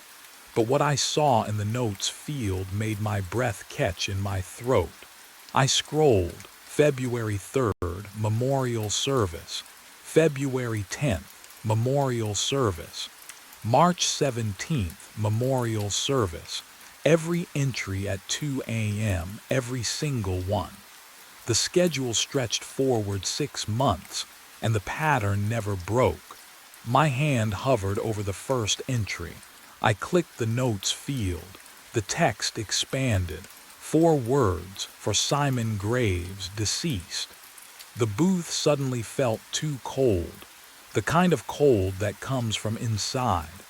I could hear the projector's electrical hum through the wall, steady, mechanical, indifferent. My breath came shallow, fast. Can you imagine seeing your own memorial service listed, over and over, scheduled like routine maintenance?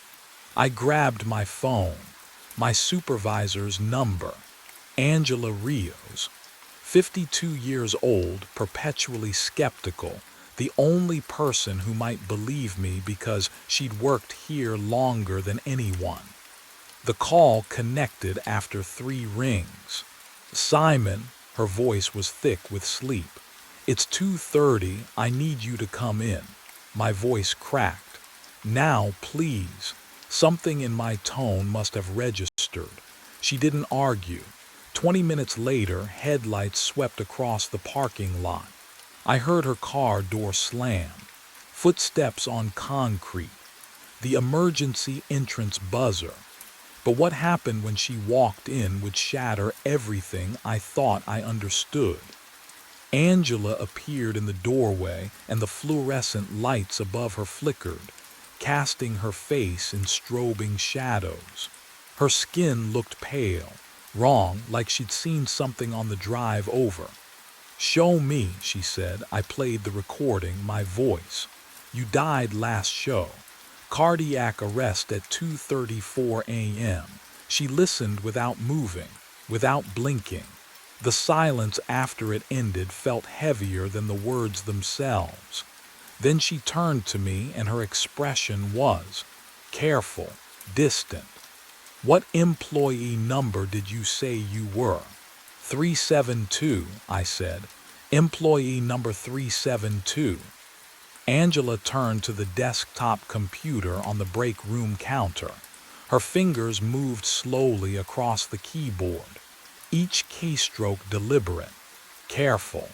The fluorescent lights overhead buzzed like dying insects. The monitor's glow painted her face blue. I watched her expression shift, mouth tightening, eyes widening just enough. "Simon Graves." She read the words off the screen, voice flat. "Hired November 2012. Worked overnight shifts exclusively." A pause, too long. Deceased March 15th, 8 months ago. The word hung in the stale air between us. That's not possible, I said, but my voice sounded hollow even to myself. Heart attack in the projection booth during an overnight show. Angela's eyes remained fixed on the screen. Cardiac arrest at 2:34 a.m. Paramedics arrived at 3:15. She swallowed. You were already gone. I stepped toward the monitor. She moved back just one step, but the message was clear. Angela, I'm standing right here. I called you 20 minutes ago. The personnel file has a death certificate attached. Her hand trembled as she clicked the mouse. Signed by the county coroner. What would you do if someone showed you proof of your own death? Would you believe them? Or your own pulse hammering in your throat? But Angela wasn't looking at me anymore. She was looking through me. You are not supposed to be here. The words came out barely above a whisper. She backed toward the break room door, her coffee-stained mug forgotten on the counter. Wait, I reached for her arm. My fingers passed through empty air. No, not through. She'd simply moved faster than I'd registered. She was gone. The door swung shut with a soft click. I stood alone in the break room. The clock on the wall still read 2:34. It hadn't moved since. When? I couldn't remember it ever showing a different time. The projector's hum filtered through the walls. Low, constant. The only sound in the entire building besides my breathing. I turned to the dark window beside the coffee station. My reflection stared back. Same face, same uniform, same ID badge clipped to my chest. I touched the badge. The plastic felt cold, too cold, like it had been sitting in a freezer. The temperature seeped through my fingertips, spreading up my wrist. The reflection in the window blinked. I didn't.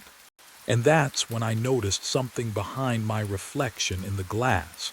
Something moving in the hallway I couldn't see. I ran back to the control booth. My hands shook as I pulled up the security system, the keyboard clicking too loud in the silence. Angela was wrong. She had to be wrong. The college group had been here tonight. I'd watched them file in, heard their voices echo through the dome. I'd pressed the start button for them at 2 a.m. sharp. The monitor flickered to life, bathing my face in pale blue light. I scrolled through the feeds. Main entrance. Lobby. Projection dome. Empty, all of them. Empty. I rewound the footage to 2 a.m. My fingers trembled against the cold plastic controls. The timestamp counted backward in the corner of the screen, numbers dissolving into earlier hours. There, 2 o'clock, I hit play. The main entrance remained dark. No headlights swept across the glass doors. No figures moved through the lobby. The motion sensors never triggered. But what I saw next made my chest tighten in a way that had nothing to do with my heart. The projection dome feed showed me, alone in the booth, talking to no one. My mouth moved, gesturing toward rows of seats that held only shadows and stale air. I watched myself smile, press buttons, adjust the microphone as if students were listening below. Can you imagine seeing yourself like that, speaking to ghosts you believed were real? I clicked to the parking lot camera. The asphalt stretched empty under the single flickering street light. No cars, not a single vehicle in any of the marked spaces. I zoomed in on my usual spot near the employee entrance. Nothing. My car wasn't there, had never been there tonight. I scrolled back further, searching for the moment I'd arrived for my shift. The footage jumped, stuttered, and I realized something that turned my blood cold. The timestamp in the corner didn't read tonight's date. It read 8 months ago, the night I died, and the footage was still recording. I walked into the projection dome. The projector hummed behind me, the same mechanical drone I'd heard 1,000 times. But the stars above were moving wrong. They didn't follow the programmed sequences. They crawled across the domed ceiling like insects, clustering, rearranging themselves into shapes that shouldn't exist. Letters, words, "You are the show." My throat tightened. I stood frozen in the center of the dome, neck craned upward, watching the constellation shift and spell. The automated voice had gone silent. Only the projector's low whir filled the space. "They come to watch you die again." The stars pulsed brighter, then dimmer, as if breathing. My hands trembled. Can you imagine seeing your death written in light above you? The certainty of it, the inevitability. 2:34 a.m. I looked down at my watch. The digital display glowed faint green in the darkness. 2:32 a.m. 2 minutes. But what those 2 minutes would bring, I wasn't ready to understand. The air changed, dropped. I felt it on my skin first. A sudden, vicious cold that bit through my shirt and pressed against my chest. My breath came out in a cloud. Then another. White fog curling from my lips in a building that never got this cold. The heating system ran constantly. Always too warm in the booth. Always something creaked behind me. Not the projector, not the ventilation, a seat. I turned, slowly, the fog of my breath trailing across my vision. The rows of reclining chairs stretched into shadow, but they weren't empty anymore. And what sat there watching me with unblinking eyes wasn't anything I could have prepared for. The seats were full, every single one. Figures sat motionless in the reclining chairs, faces tilted upward, but not toward the projected sky, toward me. The cold air carried that stale smell of old upholstery and something else, something metallic like copper on the tongue. I recognized the closest face immediately. Mine, not a resemblance, not similar features, exact. Same crooked nose from the bike accident when I was 12. Same thin scar through my left eyebrow. But this version wore a leather jacket I'd thrown away years ago, face smoother, younger. Teenage me staring with eyes that didn't blink. My breath caught. The figure beside him was older, 40s maybe, thicker around the middle, hair graying at the temples in a way mine hadn't started yet. Still me. Still those same pale blue eyes locked on my face with unnerving stillness. I turned slowly, scanning the rows, all me. Different ages scattered throughout the dome like a gallery of lives I'd lived, and lives I never would. In the back row sat a version with white hair and deep wrinkles, liver spots on hands folded peacefully in his lap. Can you imagine seeing yourself at 70, knowing you'll never reach it? The silence pressed against my eardrums. No breathing.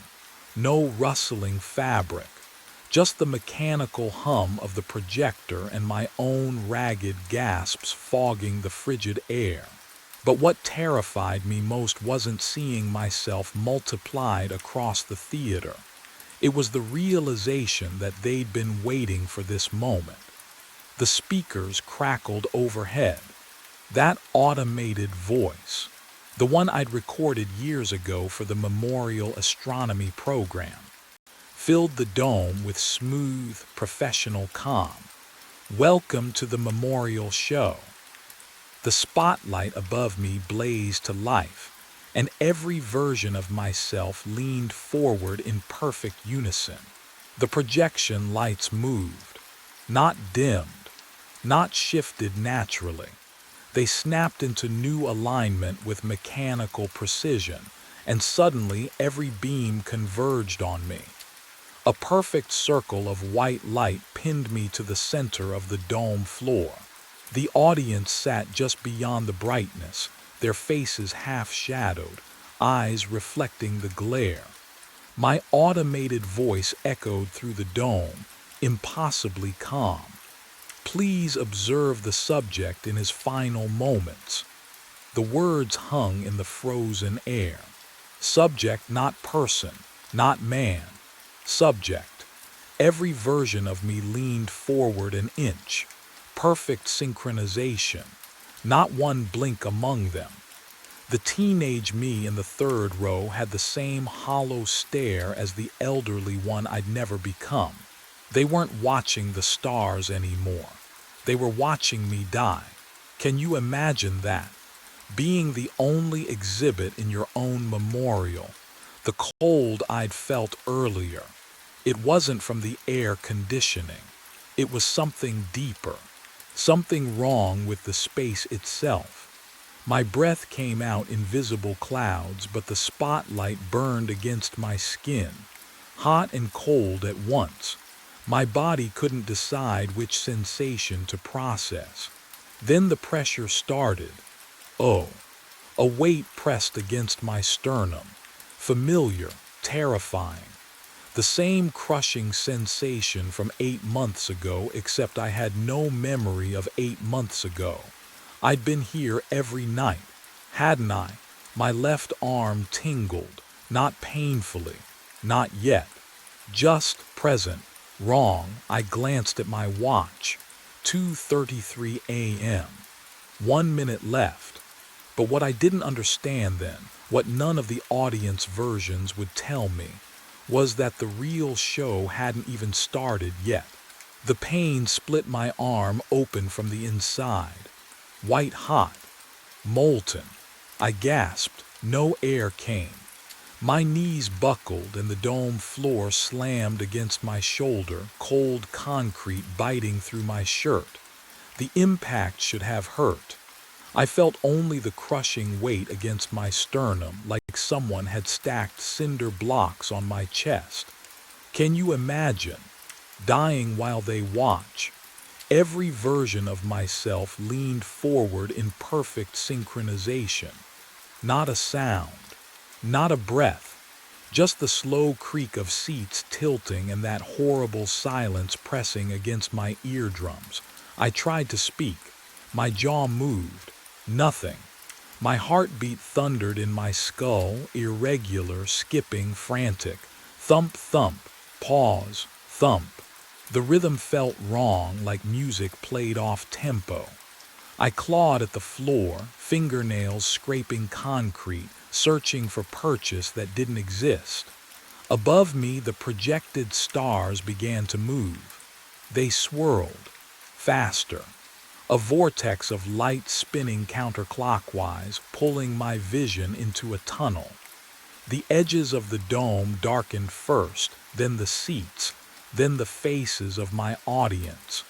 Only the spinning remained, only the crushing, only the sound of my own failing heart. 2:34 a.m. My watch face glowed in my peripheral vision. But what happened at 2:34 would change everything I thought I understood about death. The pressure peaked. My heart convulsed once, then stopped. Silence, complete, total. The kind of quiet that exists before sound was invented. Darkness swallowed the vortex, the dome, the versions of myself. I floated in nothing. No pain, no cold, no anything. Then the hum of the projector filled my ears. Fluorescent lights buzzed overhead. Coffee stains marked the control booth console. I stood upright, hand reaching for the playback button. The automated show began. My watch read 2 a.m. And that's when I realized the real horror wasn't dying. It was having to do it again. 34 minutes. That's all I have. 34 minutes before my heart stops. And then I'm back here again. The control booth hums around me. Same coffee-stained console. Same flickering monitor displaying 2 a.m. exactly. My hands won't stop shaking. I bolted for the exit. My footsteps echoed through the empty corridors, sneakers slapping against linoleum that smelled faintly of industrial cleaner and something else. Something stale, like air that hasn't moved in months. The emergency exit glowed red ahead. I slammed into the push bar with both palms. The metal was ice cold, and I was back in the control booth. Not transported, just there, like I'd never left. The corridor, the running, the door, gone, erased. I tried again. Different exit, same result. The parking lot door led to the booth, the loading dock, the maintenance hatch. Every route circled back to this cramped room with its perpetual chill and the projector's monotonous drone. But what I did next would change nothing at all. I grabbed the heaviest thing I could find, a metal equipment case, and swung it into the projector. Glass exploded. Sparks showered across the console. The sharp smell of ozone and burning plastic filled the air. The projector coughed, sputtered, went dark.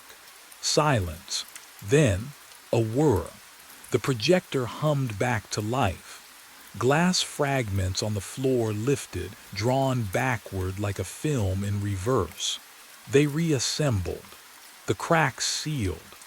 Within seconds, it sat perfect and undamaged, casting its programmed stars across the dome. I screamed. The sound swallowed itself in the empty planetarium, absorbed by rows and rows of vacant seats that I knew weren't really vacant at all. My watch read 2:17 a.m. I pulled up the booking schedule with trembling fingers. 6 months of entries, memorial service, memorial service, memorial service, every single one, for me. And that's when I noticed the dates had changed. At 2:31, I stopped running. My legs simply wouldn't carry me anymore. Not toward another exit that led nowhere. Not toward another tool I could break the projector with. The cold air of the control booth pressed against my skin like 1,000 frozen fingertips. I could hear the steady electrical hum beneath everything, the sound of machinery that would never stop. What would you do if you finally understood? I walked down the corridor toward the projection dome. My footsteps echoed wrong, each one landing twice. The door opened before I touched it. Inside, the audience of myself sat waiting. Teenage Simon in the third row, middle-aged Simon near the aisle, an elderly version I would never become, hands folded in his lap. They turned as one, made space in the center row. I sat down. The fabric smelled like dust and old popcorn, familiar, exactly as I remembered from my living days. The vinyl squeaked under my weight. My other selves didn't speak. They didn't need to. We'd all reached this moment eventually. But here's what I hadn't expected. Movement in the control booth window above. Another figure stumbled into view. His hands were shaking. He was listening to something, a recording maybe. His face twisted in confusion, then horror. I recognized that expression. I'd worn it myself. How many loops ago? The new Simon pressed his palms against the glass. Above us, the projected stars began to shift. They crawled across the dome in deliberate patterns, spelling words in constellations I'd memorized 8 months ago. You are not alone in your ending. I understood then. I wasn't trapped. I was the show, the memorial, the eternal witness. In the booth, the new version of me clutched his chest. His knees buckled. 234. I watched myself die again. And when the darkness came, I was already back in the control booth, my hand reaching for the recording, ready to begin. The mountain holds its breath at midnight. No wind. None. I stand at the base station, watching the chairs glide up through darkness, and the air is so still I can hear frost cracking on the cables.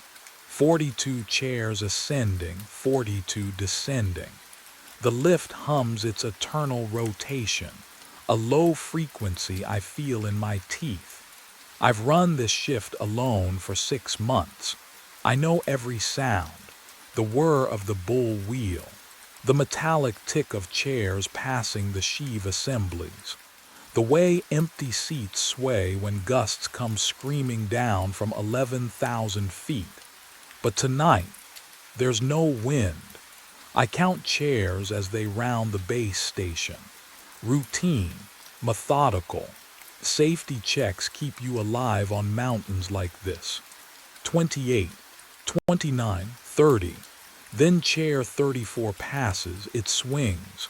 Hard. Side to side, violent arcs that make the cable groan. I step back. The chair rocks like someone just leaped out of it, but the safety bar is down, locked in position, and the seat is empty. My radio crackles. Static washes through the frequency, then cuts dead. I watch chair 34 rise into the black throat of the mountain, still swinging. The chairs ahead and behind hang perfectly still. What would you do? Call it in. Jake won't answer. He never does on night shifts. The lift hums. The frost breathes. The air smells wrong, not pine and ice, but something metallic. Copper. I lift my radio, press the button. Base to top station. Do you copy? The static returns. But underneath it, something else. A rhythm like breathing. Chair 34 reaches the darkness where my sight ends, and I realize the safety bar is moving. Lifting. On its own. I pulled up the security feed from the top station. The monitor's glow turned my hands corpse blue as I rewound the footage. 12:15, 12:16. The lift hummed through the speakers, a low mechanical drone that made my teeth ache. Empty chairs cycled past the camera in rhythmic silence. 28, 29, 30. 12:17. Chair 34 entered the frame, empty, safety bar down, and then nothing. The screen flickered. Static rolled across the timestamp. When the image stabilized, the numbers read 12:19. I stopped breathing. 2 minutes, just gone. I rewound again. Watched chair 34 arrive at 12:17. Watched the timestamp stutter and jump. No glitch lines. No visual corruption. The footage simply ceased to exist for 120 seconds. What would you do if time itself refused to record something? My breath fogged the monitor as I leaned closer. The chair sat motionless in frame during that frozen instant at 12:17. But when the feed resumed at 12:19, the camera angle had shifted. Not much. Maybe half an inch to the left. Like someone had bumped the mounting bracket, or leaned against it. The base lodge felt smaller suddenly. The walls pressed in. The space heater rattled behind me, struggling against the cold seeping through the window seals. I was the only living thing on this mountain until 4 in the morning. The only one who could have touched that camera, except I'd been down here the entire shift. I scrolled forward through the feed. Chair 34 descended the mountain at 12:23. Still empty, still wrong. The safety bar remained locked in position, but something about the seat looked compressed, as if weight had settled there moments before. Therefore, I did what any rational person would do. I watched those missing 2 minutes 17 more times.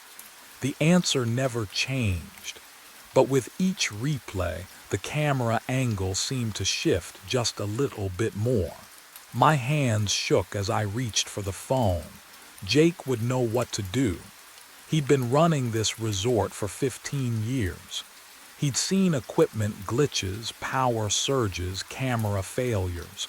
This was explainable. It had to be. The dial tone droned in my ear. 3 rings, 4. Come on, Jake. 5 rings, 6. Then his voice pre-recorded flat. You've reached Jake Torrance. Leave a message. The beep never came. Instead, a robotic monotone. Mailbox full. I pulled the phone from my ear and stared at it. Jake's voicemail was never full. He barely got calls. Most communication went through the resort radio or the staff app. I'd left him maybe 3 messages in 2 years. I dialed again. Same result. Mailbox full. The base lodge walls seemed to press inward. The space heater rattled in the corner, but the cold air wrapped around my shoulders like wet fabric. I checked my watch. 12:43 a.m. 4 hours and 17 minutes until my shift ended. 4 hours alone on this mountain with a chair that moved by itself, and 2 minutes of footage that didn't exist. Have you ever been truly alone? Not just by yourself, but cut off. No help coming, no voice on the other end. The lift cable hummed outside, rhythmic and indifferent. I walked to the window. Chairs glided past in their endless procession, dark silhouettes against darker sky. 29, 30, 31, 34 swung into view. I pressed my face to the glass, breath fogging the pain. The seat was angled toward me, and across the black vinyl, frost, white lines, deliberate, geometric. Not random ice crystals. Letters. The chair slid past before I could read them, swallowed by the night as the cable pulled it upward toward the top station. My pulse hammered in my throat. Frost didn't form words. Condensation didn't spell. But something on that chair wanted me to know its name. I grabbed my flashlight and stepped into the loading zone. The chair swung around the bullwheel, metal squealing against the cold. Chair 33. I had 10 seconds before it cycled past. What would you do? Stay safe in the lodge or chase answers up a mountain that didn't want to give them? I swung onto the seat. The safety bar slammed down, freezing against my gloves. The lift pulled me into darkness. Wind bit through my jacket as I ascended. Below, the base lodge shrank to a single yellow square. Above, nothing but stars and cable hum. Chair 34 hung 6 lengths ahead, swaying in perfect rhythm. 1 swing left, 1 swing right. I pressed my hand to my chest. My heartbeat matched it exactly. Thump, swing, thump, swing. The mountain pressed closer. Trees became black fingers reaching from the slope. I should have felt the altitude by now, that hollow thinness in my lungs, but the air tasted wrong, too warm, like breath on a mirror. Halfway up, the cable shuddered. Chair 34 stopped swaying. Something was sitting in it. I couldn't look away. A figure, hunched forward, dark ski patrol jacket with the reflective stripe across the shoulders. My stripe. I lost that jacket 3 years ago during equipment inventory, wrote it off as misplaced. The figure's head began to turn. Slowly, too slowly, my throat closed. I wanted to scream, to leap from the chair, but my body locked in place. The cable groaned, pulling me closer, 20 feet, 15. The face rotated into moonlight, and I saw.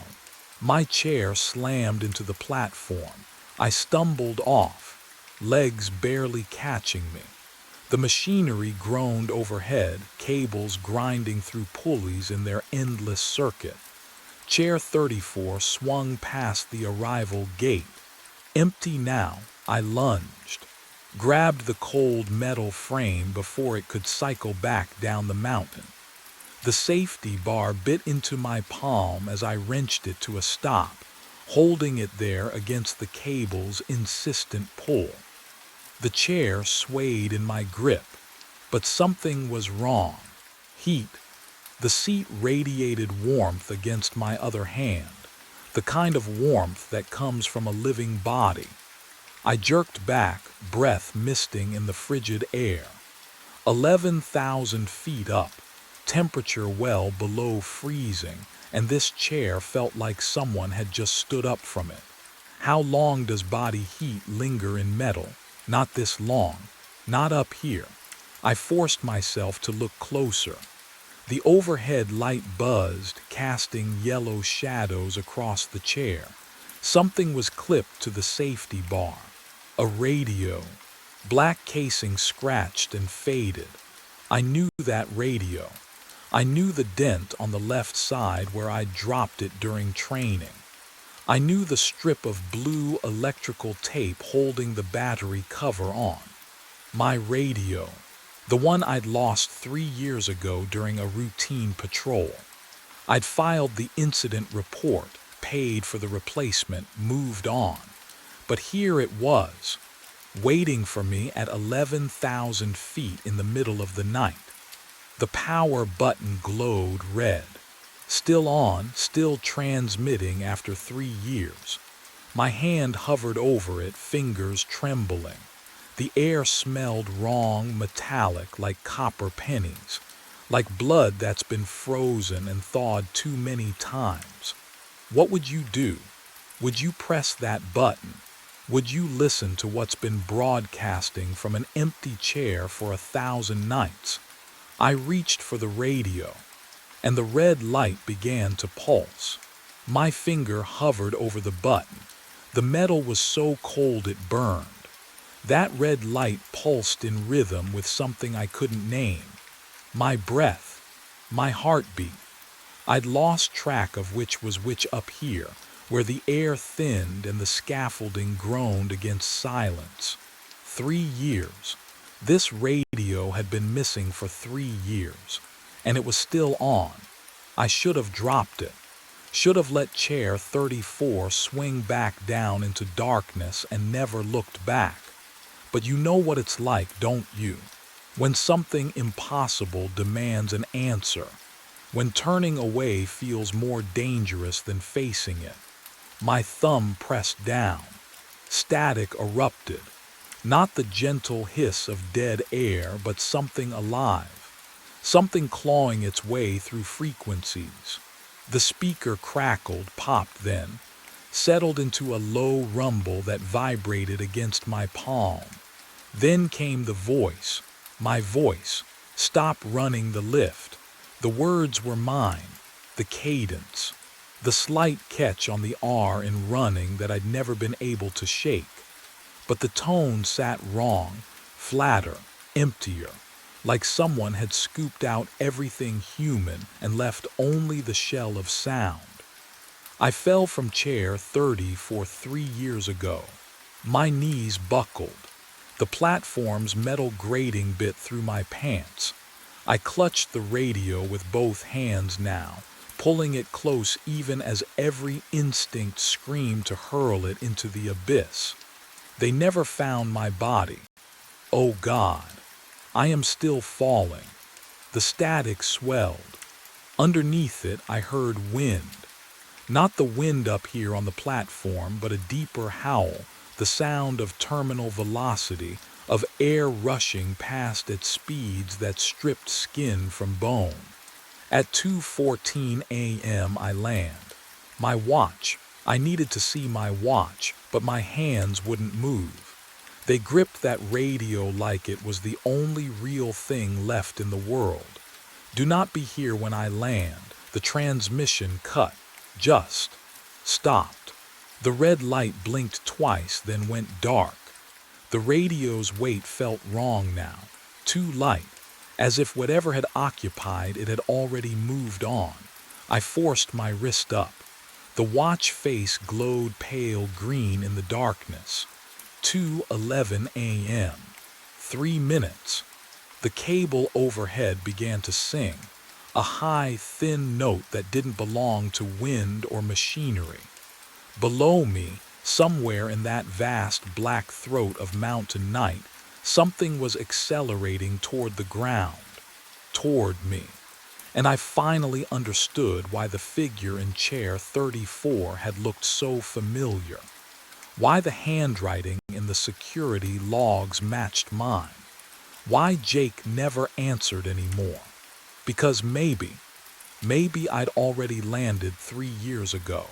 The singing grew louder, closer. The platform trembled beneath me, and I realized with sudden, crystalline horror that I was standing exactly where a body falling from chair 34 would. I ran. The platform trembled beneath my boots. That singing cable, metal screaming under impossible weight, chased me down the mountain. I didn't look back. Couldn't. The snow crunched too loud, my breath tore at my throat, and somewhere above me, something was falling. 2 minutes left. The maintenance shed appeared through the darkness, a gray smudge against white. I slammed through the door. Fluorescent lights buzzed awake, flickering twice before catching. The smell hit me, grease and rust and old paper. Rows of logbooks lined the metal shelving, spines labeled by year. 3 years ago, I tore volumes off the shelf. My hands shook. Pages flew open, dates blurring together. January. March, no. There, February 14th. My handwriting, oh God. The letters slanted exactly like mine. That same loop on the capital R, the way I crossed my sevens. Incident report, chair 34, safety bar malfunction. I traced the words with my finger. The ink was real. The paper was real. Near miss. No injuries, but I don't remember this. Any of this. What would you do if you found proof you'd lived through something you couldn't recall? If your own hand testified against your memory? The lights flickered, once, twice.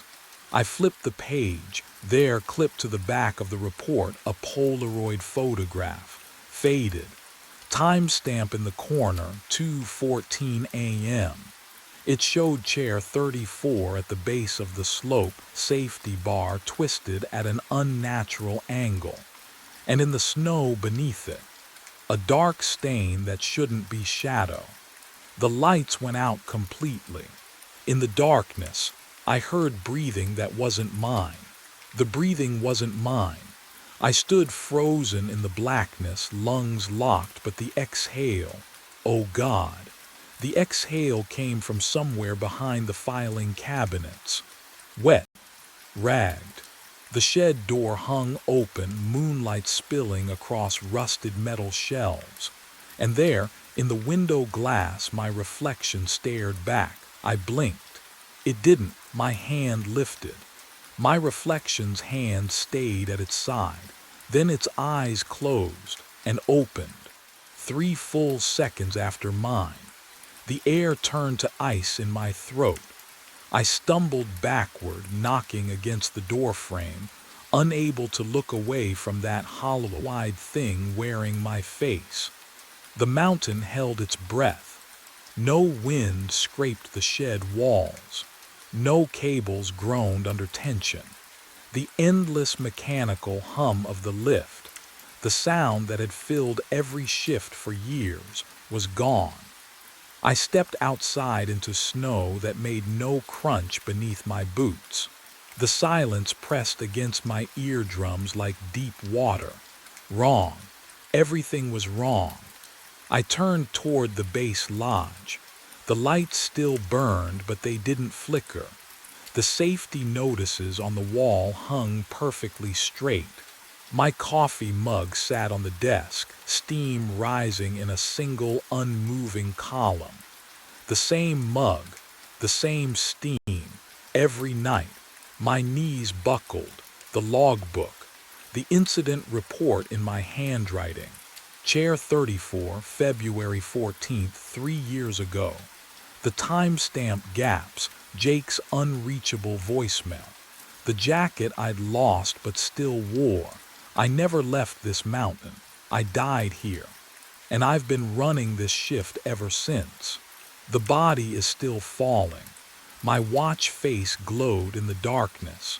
2:12 a.m. The radio on my belt crackled to life and my own voice whispered through the static. 2 minutes left. I run 2:13 a.m.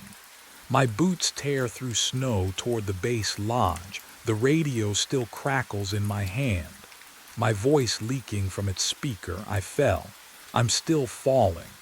The lodge sits 50 yards downslope, so close. But the snow pulls against each step like wet cement. My legs pump harder. The distance doesn't shrink.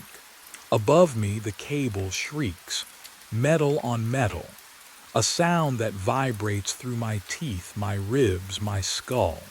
I've heard machinery groan before, bearings wearing thin, bolts shearing loose.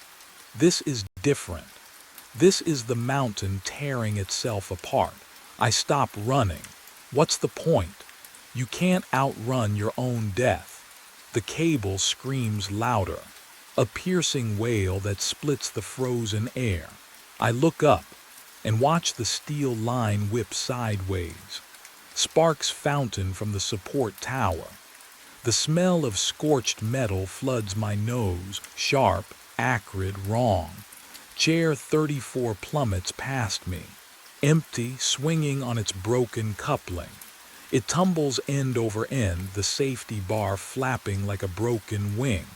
I watch it fall, watch it disappear into the darkness below. No impact sound follows, just silence. Then my stomach lurches. Oh, I'm weightless. The snow is gone. The lodge is gone. There's nothing beneath my boots but black air. My arms pinwheel. My lungs suck in cold that burns. The ground rushes up. White slope, dark trees, the maintenance shed's rusted roof. 2:14 a.m. Impact. My vision shatters into fragments. Pain everywhere and nowhere. I try to scream, but my lungs are collapsed, my ribs are splinters, my darkness, complete, total, the kind of dark that erases thought. Then, a hum, familiar, mechanical. The lift motor turning over, starting its cycle. And I'm still here. I woke to cold metal pressing into my spine. Chair 34, swaying upward through darkness. The cable ground overhead. That familiar rhythm I knew better than my own heartbeat. My breath fogged the air, slow and steady, as if I'd never stopped breathing. But I remembered the impact, the way my ribs had shattered like ice, the taste of blood flooding my throat, the absolute obliteration of static burst from the radio clipped to the safety bar. My radio, the one I'd found at the top station hours ago, or years ago. My hands trembled as I lifted my wrist. The watch glowed. 10:03 p.m. 10 p.m., the beginning. I leaned over the bar and stared down at the slope below. Pine trees cast skeletal shadows across white snow. No body lay crumpled near the maintenance shed. No blood spray. No torn fabric caught on branches. Just pristine powder glittering under starlight like nothing had ever touched it, like I'd never fallen. The radio crackled again. Stop running the lift. My own voice, distant and hollow. I fell from chair 34 3 years ago. At 2:14 a.m. I land. I pressed my palm against the seat. Cold vinyl. No warmth. No ghost riding beside me this time. Only me. I am still falling. The chair crested the first rise. Summit Ridge stretched ahead, 11,000 feet of frozen silence. The motor hummed its endless cycle. 4 hours until 2:14 a.m. 4 hours until I would run and fall and wake here again. How many times had I already lived this night? The radio hung from the bar, red power light glowing. I reached for it, hesitated. Could I stop the lift, derail the cycle somehow? Or was I the machine now, trapped in gears I'd been grinding for years, a ghost operating my own haunted mountain? The wind carried the scent of frost and pine, familiar, almost comforting. I wrapped my fingers around the radio. Maybe tonight would be different. Maybe tonight I'd remember how to die for real. The bridge was gone. Half the structure just ended. Twisted metal jutting into black air.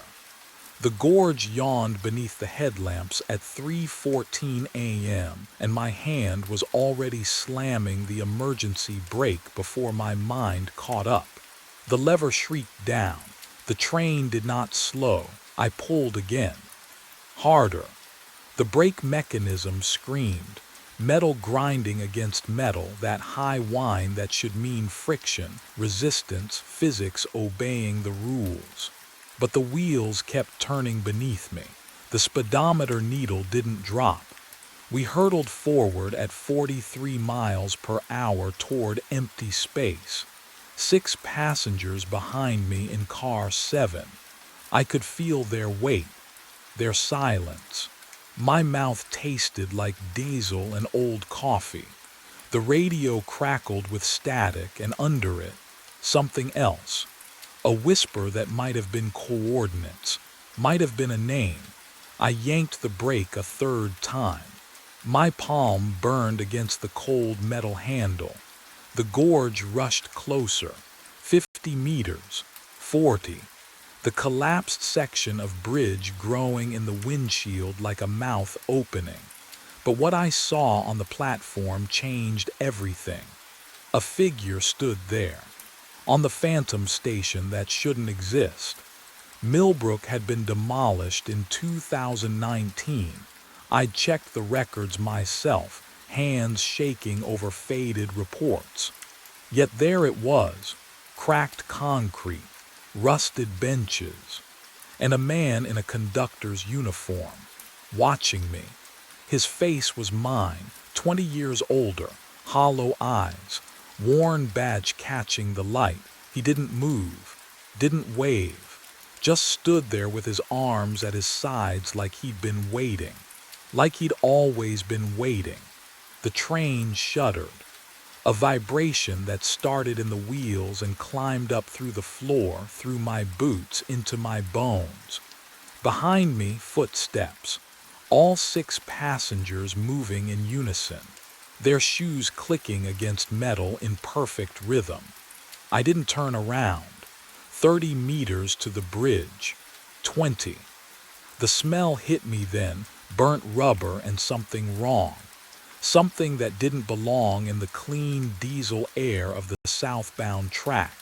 It crawled into my throat and stayed there. The older version of me raised his hand. Not a wave, a gesture I couldn't read. And that's when the metal began to shriek in earnest. 1 week before that moment, before the bridge, before the shrieking metal, I was running empty trains through the dark. The rhythm never changed. Riverside Terminal at 2:30 a.m. Southbound maintenance run. Check the tracks, test the signals, return before dawn. 42 years old, and I knew every kilometer of that line like the back of my scarred hands. The diesel smell clung to my uniform. The radio crackled with Mara's impatient voice every hour, asking for coordinates. The train wheels hummed their endless song beneath me. 3:14 a.m. The southbound track stretched ahead into nothing but darkness and scattered maintenance lights. My coffee had gone cold an hour ago. I'd stopped tasting it anyway. Then, I saw the platform. Millbrook Station materialized out of the black like a photograph developing in reverse. Yellow lights, cracked concrete, a single figure standing at the far end motionless. My hand reached for the radio. "Dispatch, this is Callahan, I'm seeing Millbrook Station." Static. Then Mara's voice, sharp with annoyance. "Millbrook was demolished in 2019, Vincent. You're seeing reflections from the new bypass lights." But I wasn't. The figure hadn't moved, hadn't even shifted weight from one foot to the other. Something about that stillness made my throat tighten. What would you do? Keep rolling past something impossible or trust what your eyes are screaming at you? I pulled the brake. The train slowed, stopped. The hiss of released pressure filled the cabin. Through the window, the platform waited. Real, solid. The smell of night air mixed with something else. Something faintly wrong, like ozone before a lightning strike. I stood. My legs moved without consulting my brain.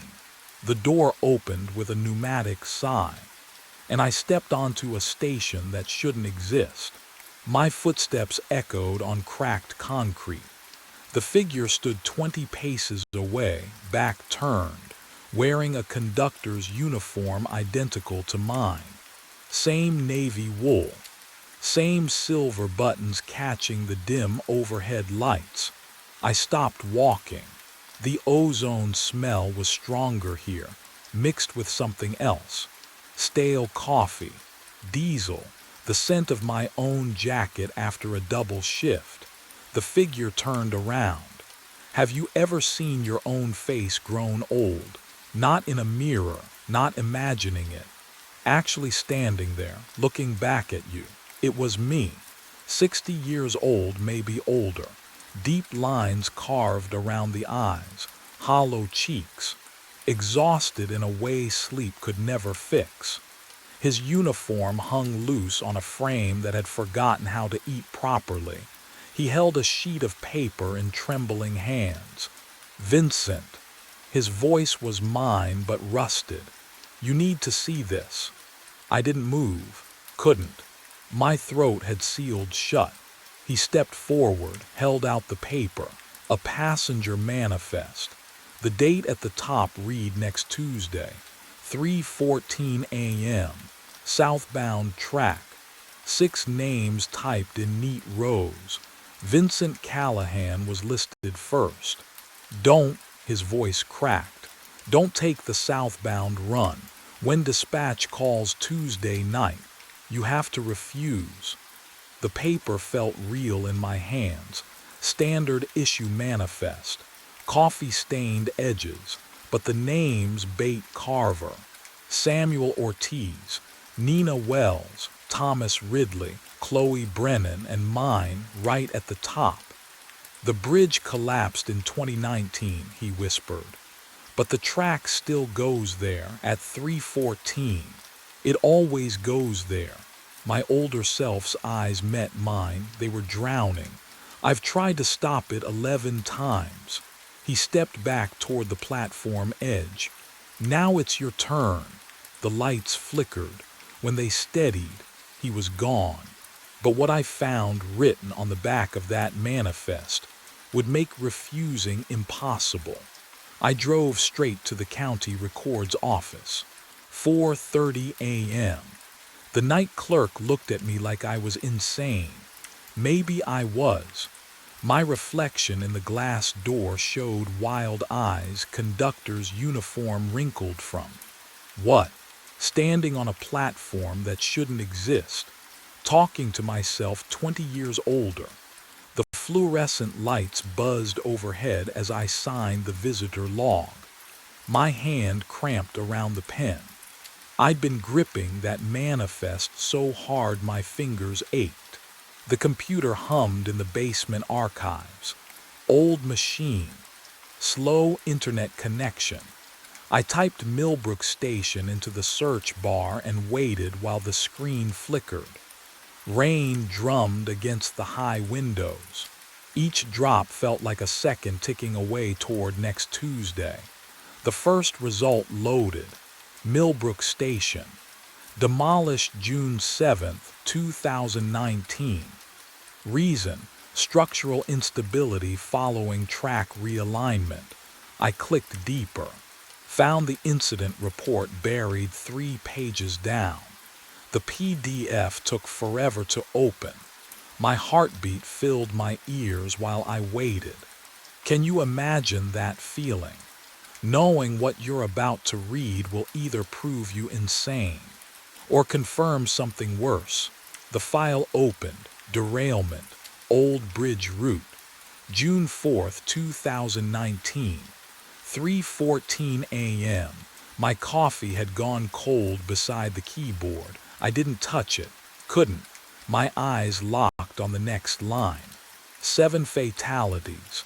6 passengers. 1 conductor. The words blurred. I blinked hard. Read it again.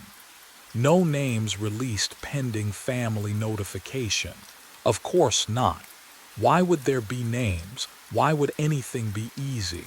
But what I found next made my stomach drop. The accident analysis section detailed track specifications. The southbound bypass merged with the old line for exactly 400 meters before diverging again. During that brief overlap, trains could theoretically access the abandoned route if the switching mechanism failed. 400 meters. The same distance my older self had mentioned. The exact measurement written on the back of the manifest now folded in my jacket pocket. I scrolled faster. The report noted that the bridge structure had shown stress fractures for months before the collapse. Warning signs ignored. Maintenance delayed. Then one night, a southbound train carrying 7 people hit the weakened section at full speed. Half the bridge gave way. The train went into the gorge. My hands started shaking. I gripped the edge of the desk but couldn't make them stop. The screen swam in front of me. 7 dead. Same number. Same time. Same track. I clicked to the next page. There was a photograph, black and white, taken from the gorge looking up, twisted metal tangled with broken concrete. And there, barely visible in the grainy image, something that made my breath catch: a conductor's cap, lying in the debris. It looked exactly like mine, but the detail that changed everything came in the final paragraph of the summary. I didn't call in sick. Maybe I should have. But the thought of sitting alone in my apartment with those photographs burned into my mind. No, at least on the southbound track I could move, keep my hands busy, pretend the world still made sense. Wednesday night arrived cold and clear. The maintenance run stretched ahead like always, empty cars, buzzing fluorescence at Riverside Terminal, the steady rhythm of rails beneath my boots. I'd done this route for 17 years. Every switch, every signal, every curve memorized in my bones. At 3:13 a.m., I poured coffee from my thermos. The steam curled up, smelling burnt even though I just brewed it. My hand shook. Coffee slopped over the rim. Then, the radio crackled. Not voices, not dispatch, just static, low and grinding like teeth on metal. It filled car 7 with a sound that made my jaw ache. I reached for the volume knob. 3:14 a.m. The static stopped. The silence that followed felt worse. Can you imagine that? When quiet becomes the thing you fear. I sat there in my cabin, coffee cooling in my hand, and understood that something had changed. The air tasted metallic. Wrong.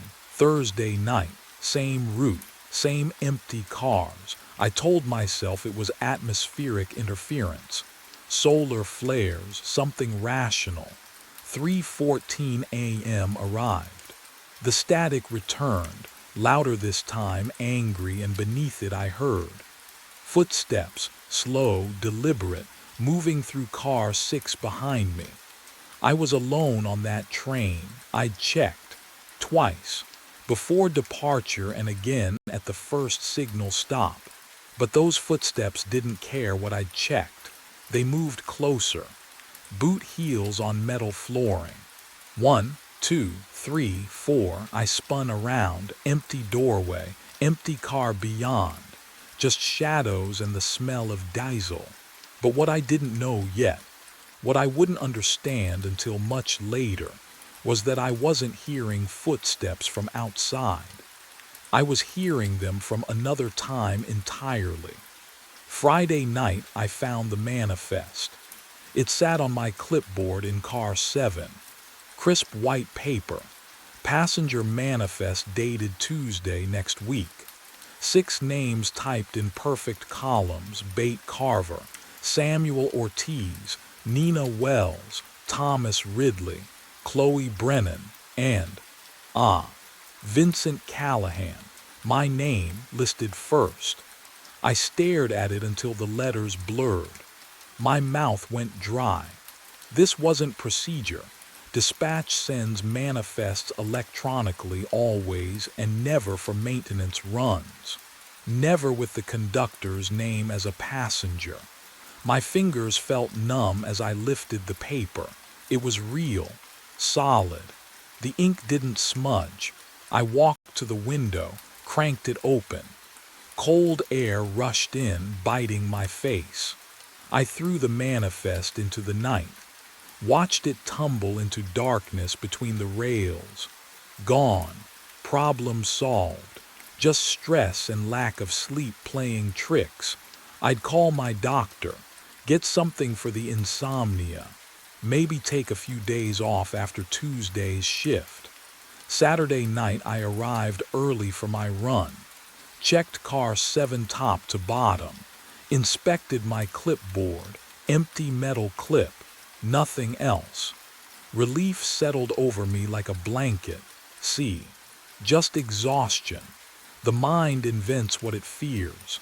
I'd learned that after the divorce when I'd hear Emma's voice calling from empty rooms. 3:14 a.m. Static, footsteps, and, oh God. When I looked down at my clipboard, the manifest had returned. Same paper. Same 6 names, same date, but this time there was something else. Something I'd missed before, or something that hadn't been there. At the bottom of the page, in handwriting I recognized as my own, though I'd never written it, were coordinates.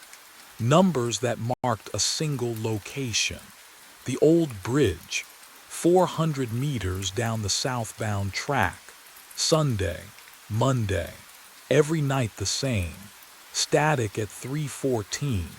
Footsteps that stopped just outside my door. The manifest reappearing no matter how many times I destroyed it. Burned it. Tore it to pieces. buried it in the terminal trash. Each morning it returned to my clipboard, fresh, perfect, waiting. I stopped sleeping, stopped eating. The other conductors noticed but didn't ask. You learn not to ask in this job. Everyone carries something. But none of them carried this. Tuesday was coming, the date on the manifest, and somewhere deep in my chest, in a place beyond logic or hope, I knew I would report for that shift, knew I would board that train, knew those 6 passengers would be waiting. What I didn't know was whether I was trying to prevent the derailment or fulfill it. Tuesday came. I stood in Riverside Terminal at 2:45 a.m., watching my reflection warp across the polished floor. The coffee in my thermos had gone cold hours ago. Diesel fumes mixed with something else, something burnt, like copper wire left too long on a hot stove. My hands wouldn't stop shaking. The platform stretched empty in both directions. Fluorescent lights buzzed overhead, their rhythm matching my pulse. I checked my watch. 2:46. 47. The radio crackled to life. Callahan. Mara's voice cut through the static, sharp and efficient as always. Special assignment. 6 passengers inbound from delayed airport shuttle. Need southbound transport. Immediate departure. My throat tightened. Southbound. The word hung in the air like smoke. I opened my mouth to refuse, to tell her I was sick, to say anything that would keep me off that train. But what came out was different. Copy that. The words weren't mine. They moved through my vocal cords without permission. Automatic. Like my body had rehearsed this conversation 1,000 times before. Can you imagine that? Your own voice betraying you. But the real horror hadn't started yet. Passengers arriving in 5, Mara said. Platform 3. My finger pressed the radio button. Understood. I wanted to scream, to drop the radio and run. My mind screamed no, no, no, but my legs carried me toward the platform anyway. One foot in front of the other. Steady. Practiced. The metal railing felt ice cold under my palm, slick with condensation that shouldn't be there in October. 6 names burned in my memory. Bate Carver, Samuel Ortiz, Nina Wells, Thomas Ridley, Chloe Brennan, Vincent Callahan. And then I heard them, footsteps approaching through the terminal.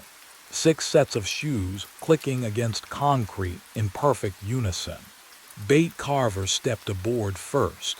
The smell hit me before she reached the top step. Diesel and burnt rubber, thick enough to coat my throat. I swallowed hard. She wore a gray coat, clean pressed. But the smell clung to her like she'd been bathing in engine grease. Evening, I managed. She didn't respond. Her eyes passed over me without recognition. Empty, like I wasn't there at all. Samuel Ortiz followed. When he handed me his ticket, his fingers brushed mine, and oh God, the cold. Not winter cold, morgue cold, the kind that sinks into bone. I yanked my hand back instinctively, but he'd already moved past, settling into the second row without a word. Nina Wells boarded next. She stared at me, didn't blink, not once. I counted. 5 seconds, 10, 15. Her pupils stayed fixed, wide and glassy under the fluorescent lights. The air around her felt wrong somehow. Thinner. Ma'am, you can take any. 3:14, she whispered. My stomach dropped. Thomas Ridley shuffled up the steps, lips moving. I leaned closer, straining to hear. The bridge is out, the bridge is out, the bridge is out. Over and over. Same rhythm, same dead tone. He took his seat beside Nina, still whispering, hands folded in his lap like a child at prayer. Chloe Brennan came last. No luggage, not even a purse. Just her in a blue dress that looked decades out of style. She paused at the top step, tilted her head, and smiled at me. It wasn't a human smile. The sixth passenger, where was the sixth? I counted again. Bate, Samuel, Nina, Thomas. Chloe, 5. The manifest said 6, but what I didn't know yet was that the sixth passenger had been standing there all along. The sixth name on the manifest was mine. The realization hit like ice water. I turned from the passenger manifest, hand trembling against the cabin wall, and faced the windshield. Darkness rushed past. The rails hummed their monotonous song. Then the air changed. It smelled wrong, like ozone and rust and something older. The kind of smell that clings to abandoned places. My watch read 3:14 a.m. exactly. The train's rhythm slowed without me touching the controls. And there, oh God, there it was. Millbrook Station materialized from nothing. The platform glowed under fluorescent lights that shouldn't exist. Benches, a faded schedule board, all of it solid, real. The station, demolished 6 years ago, stood before me like a photograph bleeding into the present. A figure waited on the platform.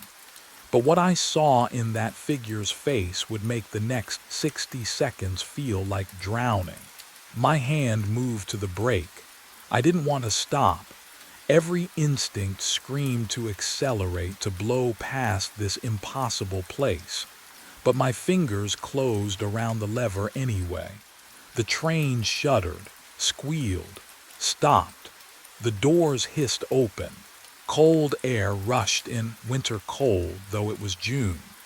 The figure stepped aboard. His boots made hollow sounds on the metal floor.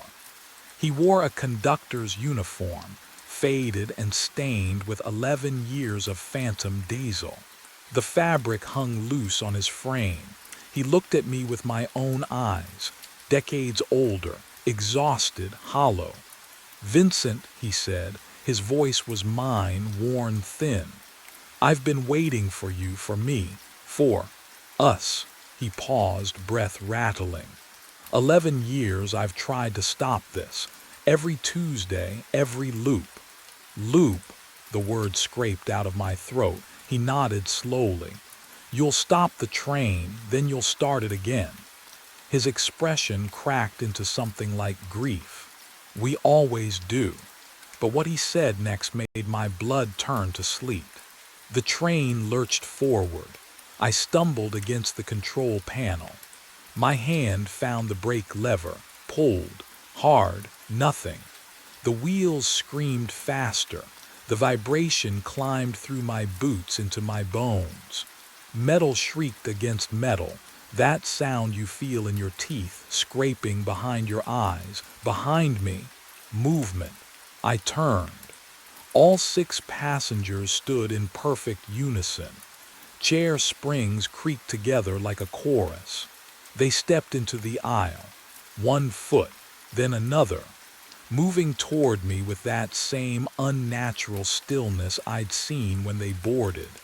Bate Carver at the front, Samuel Ortiz behind her, Nina Wells clutching her stopped watch.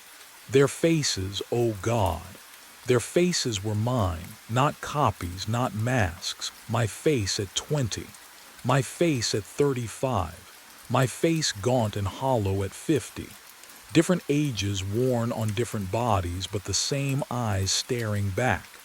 My eyes, all of them watching me from 6 separate timelines. And no, the word barely escaped. They said nothing, just kept walking. The smell of burnt rubber thickened in the narrow cabin, diesel and something worse beneath it, something rotting. The train accelerated harder. Through the windshield, the darkness peeled away. The old bridge materialized. Half its iron skeleton jutted over the gorge, the other half gone. Just empty air and a 400-meter drop into black water. My hands flew to the controls. Emergency brake, manual override, the throttle lever. Nothing responded. The passengers were 3 meters away. 2. Their mouths moved in sync, whispering coordinates I couldn't quite hear.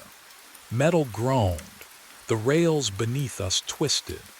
The world tilted left, then right, then up became down, and down became everything inverted. And in that final moment before the bridge, I understood what waited at the bottom of the loop. Cold concrete pressed against my cheek. I opened my eyes. Platform lights flickered overhead. The same yellow sodium glow. My mouth tasted like copper and diesel. I pushed myself up. My hands. When did they get so weathered? Deep lines carved across the knuckles, liver spots. I looked down at my uniform, worn, frayed at the cuffs. The fabric had that permanent crease of years, not days. My watch. I twisted my wrist. The date glowed back at me. 11 years. 11 years. Forward, the memory of the crash flooded back. The inverted world, the bridge, the passengers with my face. I touched my jaw, older, skin sagging. I ran my tongue over my teeth. One missing in the back. Oh God. The platform stretched in both directions. Empty, silent. No exit signs, no stairs, just the tracks and the phantom station that should not exist. But I knew what came next. I had always known. A low rumble vibrated through the concrete. I turned. Headlights pierced the darkness. 3:14 a.m. The southbound maintenance train rounded the curve. Same route, same speed. My chest tightened. Not from fear anymore, from recognition. The train slowed. I stepped to the edge of the platform. The headlights washed over me and I saw him through the cabin window. Younger, 42. Eyes not yet hollowed by this place. Me. He looked confused, frightened. His hand hovered over the brake. I raised my hand, slowly. The gesture I remembered seeing 11 years ago, or was it 1 week ago? Time had no meaning here. The train stopped. He would step out. I would give him the warning. The manifest. He would try to change things, and next Tuesday, he would crash anyway. The loop begins. My reflection didn't move when I did. 2 in the morning. The conveyor belt hummed its steady rhythm, carrying mirror 4891 under my inspection lamp. I raised my hand and watched the glass remain empty.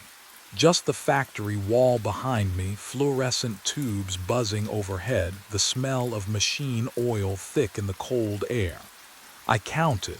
1, 2, 3. Nothing. 10 seconds. 15. 20. My hand hung in the air like an idiot's wave. The clipboard felt slick with sweat against my palm, but I couldn't look away from that empty glass. Can you imagine standing there, watching a mirror refuse to see you? 30 seconds. Then he moved. My reflection, no, not mine anymore. It raised its hand slowly, deliberately, but the other hand gripped a wrench, chrome handle, rubber grip. I'd never touched the toolbox tonight, hadn't needed to. The figure in the glass turned away from me, walked toward something behind itself. A door, gray metal, push bar across the middle.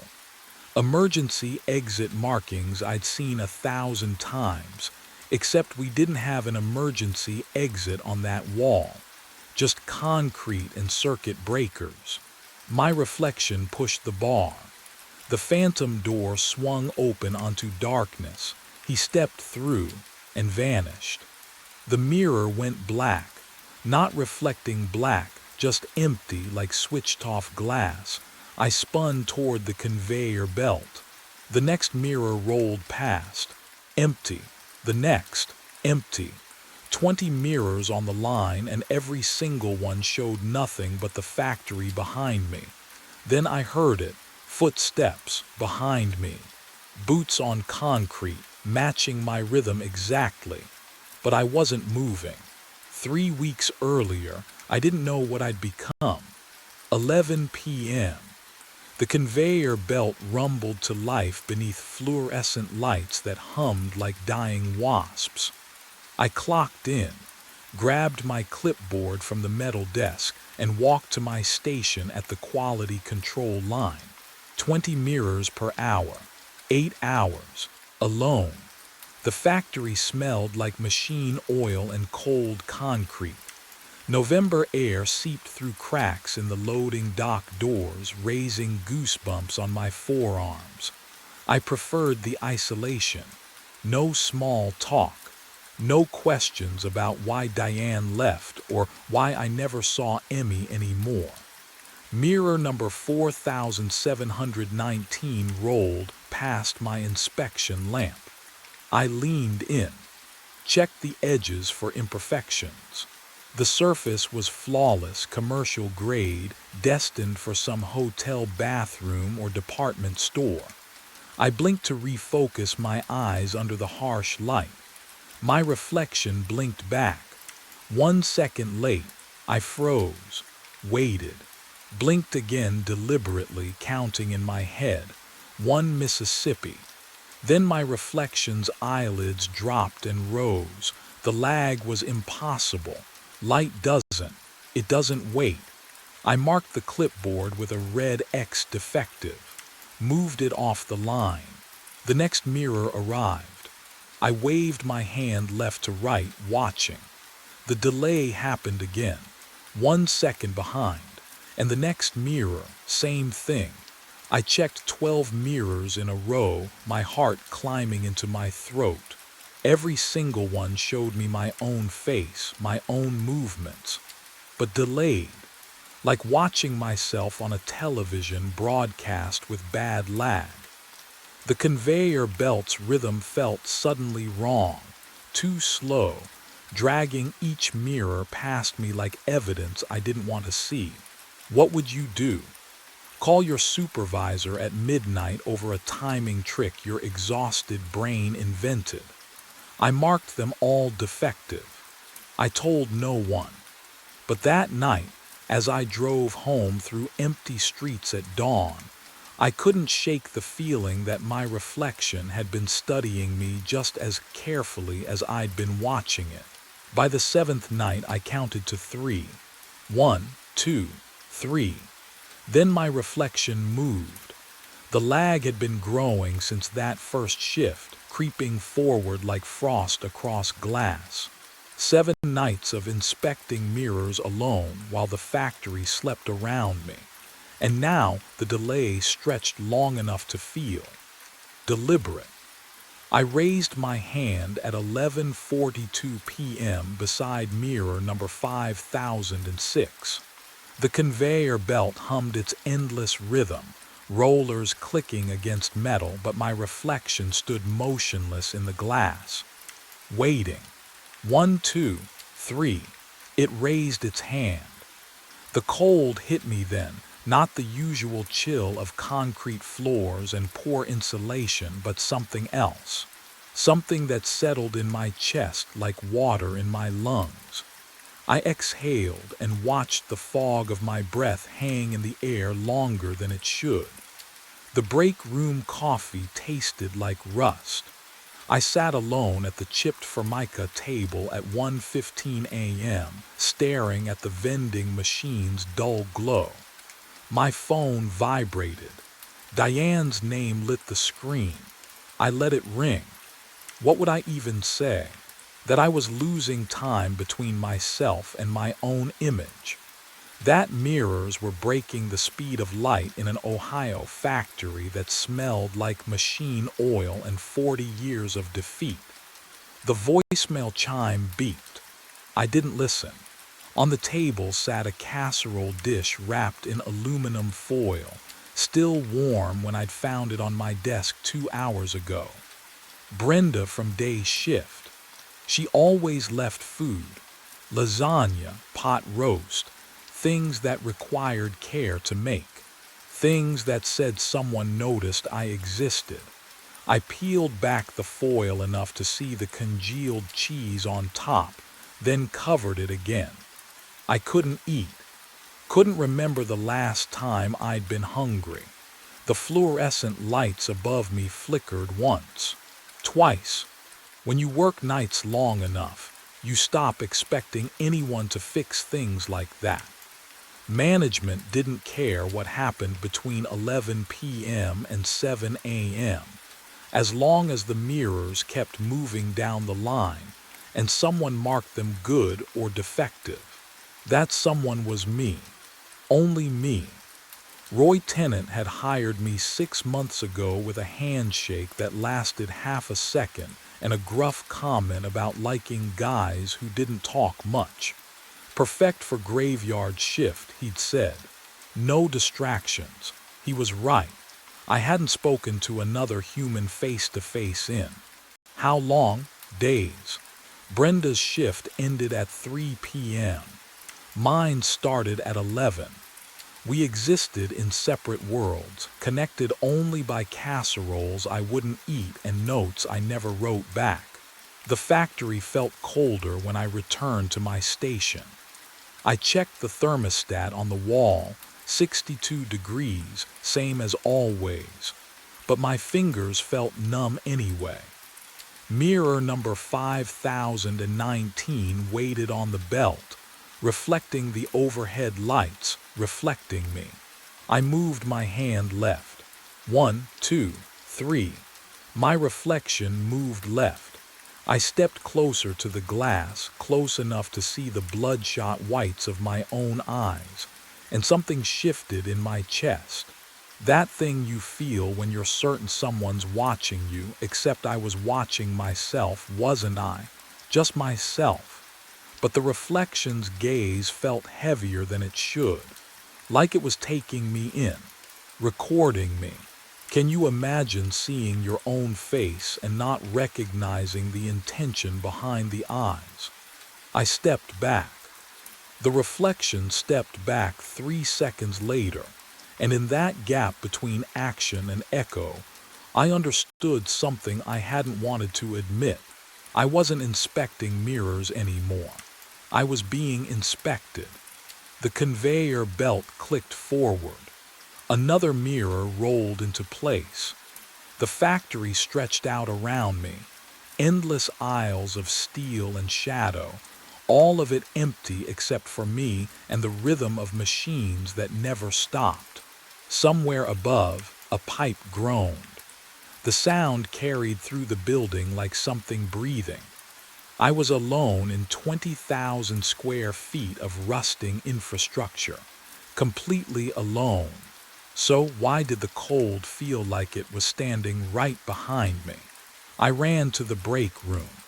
The fluorescent tubes buzzed overhead, too bright after the factory floor's shadows. My hands shook as I pulled out the old desktop computer from beneath safety bulletins. The vending machine hummed its electrical lullaby. Stale coffee smell mixed with dust. I typed mirror reflection delay into the search bar. Folklore, superstitions, vampires lacking reflections, covering mirrors after death, old wives' tales about souls trapped in glass. Nothing that explained 8 seconds. 8 seconds, that's how long it took now. I'd raise my hand, count. 1 Mississippi, 2 Mississippi, 3, 4, 5, 6, 7, 8. Then my reflection would raise its hand, movements identical but devastatingly delayed, like watching a stranger wearing my face. I scrolled deeper. Page 3 of search results. Page 4. My eyes burned. Then I saw it, a scanned newspaper archive. Local section, 1987. Worker vanishes from Great Lakes Mirror Manufacturing. My throat tightened. The article was brief. Raymond Howell, overnight quality control inspector, age 38, clocked in at 11 p.m. on October 5th. Security found his thermos on the inspection desk at 6 a.m., his jacket still hanging on the chair. But Raymond walked into the mirror room and never came out. Police searched for 2 weeks. The factory claimed equipment malfunction. Production halted for 72 hours, then resumed. They just kept making mirrors. I printed the article with numb fingers. The paper felt cold, brittle. The printer's mechanical wheeze sounded too loud in the empty break room. I stared at Raymond Howell's grainy photograph, a man with tired eyes and thinning hair. He looked like me. My reflection appeared in the break room's small mirror by the door, still, watching. It hadn't moved when I stood up, but its lips were moving, forming words I couldn't hear. I needed to know if Raymond Howell was the first. The basement stairs groaned under my weight, each step louder than my breathing. Management never came down here. Nobody did. The smell hit me halfway down, mildew and rust, thick enough to taste. A single bulb swung from a wire, throwing shadows that moved wrong across water-stained concrete. Old equipment crowded the space. Conveyor parts from the 60s, rusted inspection lamps, and there, against the far wall, a dented filing cabinet with a faded label, Personnel, 1973 through 2005. My hands shook as I pulled the top drawer. It stuck. I yanked harder and the metal screamed. Inside, folders slouched against each other, their tabs yellowed and peeling. I flipped through them, searching for anything marked quality control. Overnight shift. Then I found it. The first file felt damp in my fingers. Thomas Lentz. Disappeared April 1979. Last seen inspecting mirror line be no body recovered. Investigation closed. My throat tightened. Angela Prout. Vanished October 1983. Overnight QC. Found her clipboard on the factory floor. Coffee still warm. Raymond Howell. November 1987. I already knew his name. 2 more. Kenneth Voss. March 1995. Sarah Chen. January 2003, 5 people, all overnight quality control, all inspecting mirrors. The factory kept running. New workers hired. Roy had been supervisor since. I checked his file. 1998. He knew. Oh God, he knew. I pulled out my phone with trembling hands and photographed every page. The flash lit up the basement like lightning. For just a second, I saw something in the corner behind me, a shape that shouldn't exist in an empty room. When I lowered the phone, the corner was dark again. But I could hear breathing now, and it wasn't mine. I fled the basement and returned to my station, photographs burning in my pocket like evidence of my own death sentence. Mirror number 5002 waited on the conveyor belt. I raised my hand, counted. 1, 5, 10, 15, 20. My reflection raised its hand. The delay had stretched to 20 seconds now, a chasm of time wide enough to drown in. I lowered my arm. My reflection held its position, suspended in that gesture like it hadn't received the message yet. Then it moved, but not to mirror me. It turned away, walked to a different section of the glass. I watched. I watched it inspect mirrors I wasn't inspecting. Its hand moved across surfaces I couldn't touch from where I stood. The fluorescent lights hummed overhead, that endless factory drone, but underneath I heard something else. The faint scratch of pen on paper. My reflection was writing notes. I wasn't holding a pen. My clipboard sat on the metal desk, untouched. But in the mirror, my double scribbled something on its own clipboard, methodical, thorough. The way I used to work before the delays started, before I realized I was being replaced. Would you keep watching, or would you run? I couldn't move. My reflection turned toward something beyond the frame of the mirror, that door, the one that didn't exist in the real factory, the phantom door from my nightmares. It looked back at me, smiled. Oh God, that smile, too wide, wrong angles, like someone who'd learned to smile from diagrams but never understood why. My reflection reached for the door handle, pulled it open. Cold air rolled off the glass. I felt it from 6 feet away, tasted metal and something rotten. It stepped through. The mirror surface frosted over instantly, white crystals spreading like infection. Within seconds, the glass turned opaque. My reflection was gone. Every mirror on the production line went dark. And behind me, in the empty factory, something whispered my name. I pressed my palm against the frosted glass. The ice melted under my body heat, revealing nothing, just empty space where my face should have been. I moved to the next mirror on the conveyor line, wiped away the frost with my sleeve. Empty. The next one, empty.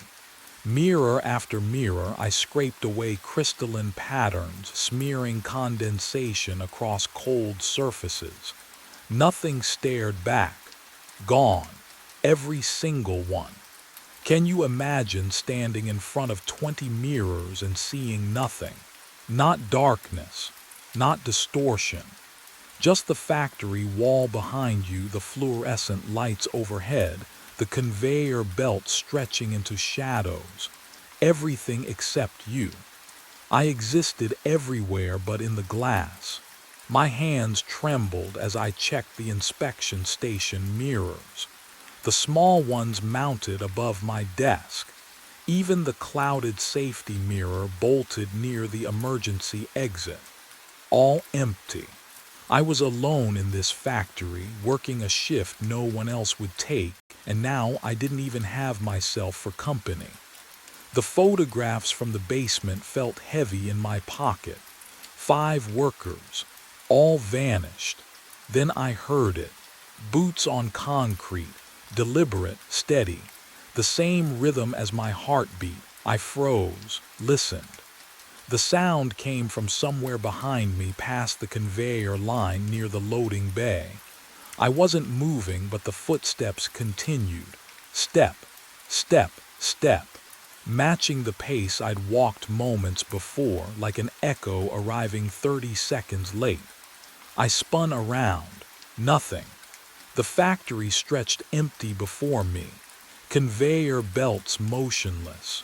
Inspection lamps casting pools of yellow light on oil-stained concrete.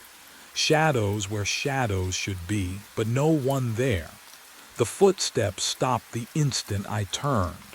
Silence pressed against my eardrums. I took 1 step forward, listened. Nothing. Another step, still nothing. Then boots on concrete again, perfectly synchronized with mine. When I moved, it moved. I stopped breathing. The footsteps stopped. My skin prickled. I turned slowly toward the nearest mirror, dreading what I'd see. And there, deep inside the glass, standing in the impossible space behind my absent reflection, I saw myself. Watching me, my face, my posture, my work uniform, but the eyes were wrong, too focused, too aware. The temperature dropped so fast my breath turned visible. And in every mirror down the line, my reflection stood motionless inside the glass, staring out, waiting for something I couldn't name. I grabbed the wrench from my station. Mirror number 4719 hung on the line where this all started, 3 weeks ago. 1 second delay. Now, this. The wrench felt heavier than it should. Cold metal against my palm. I swung.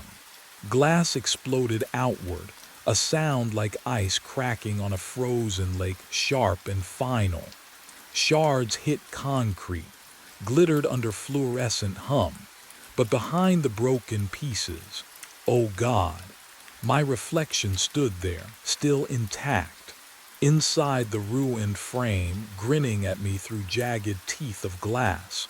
Not mimicking, not lagging, just watching, pleased. I stumbled backward. The wrench clattered from my hand.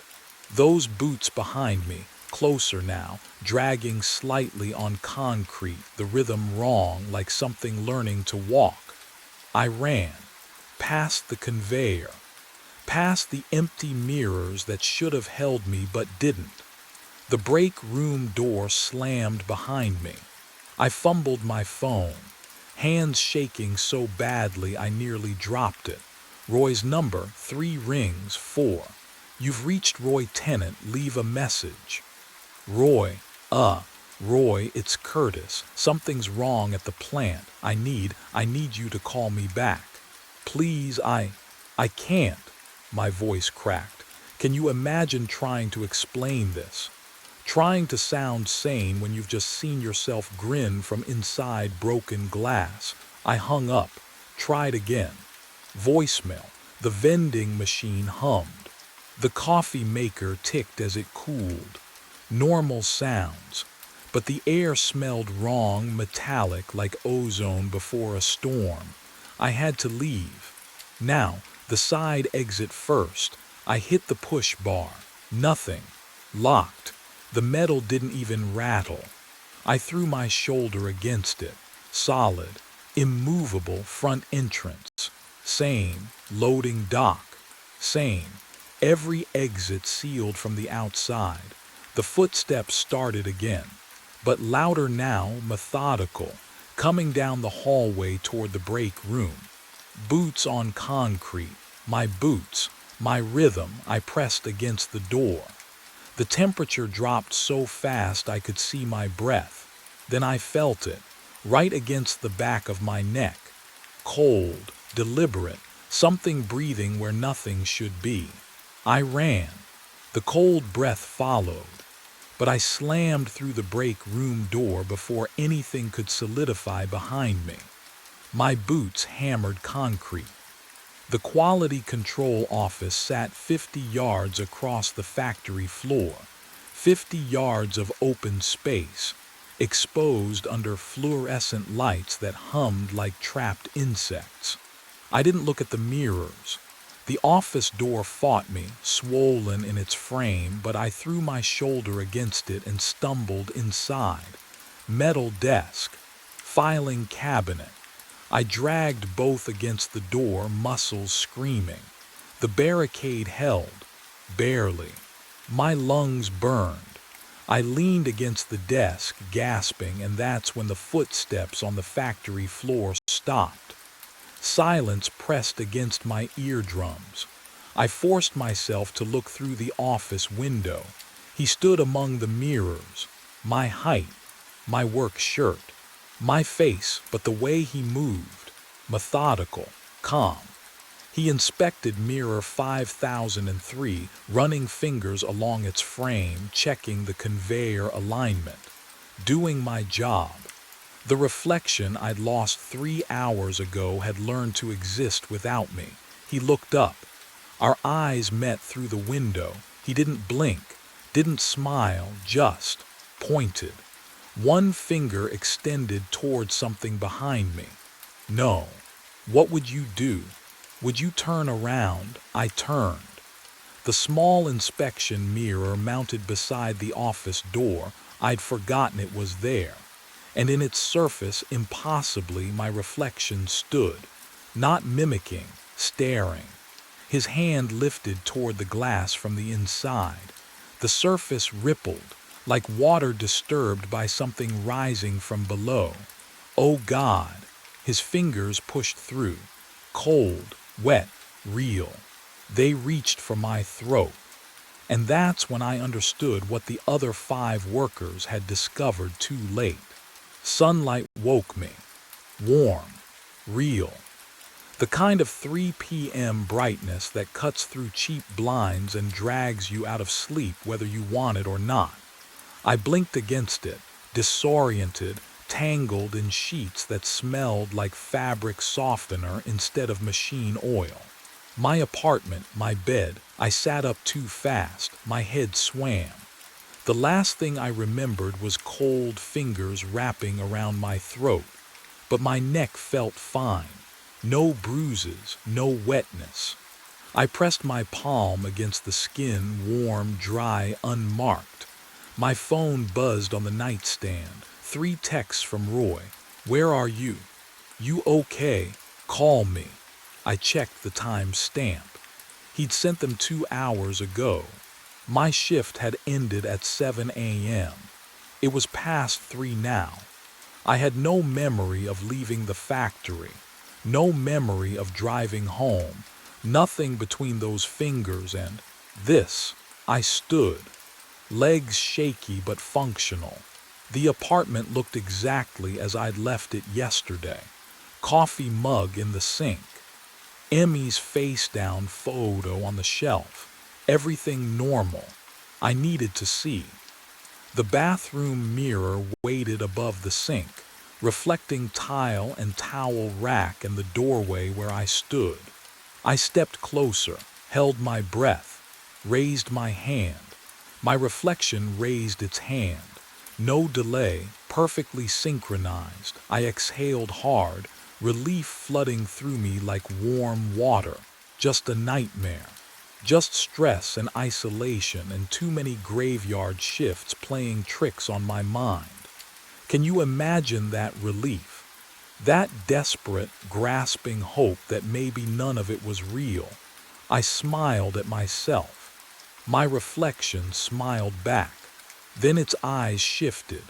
Left, towards something behind me in the glass. I spun around, nothing there.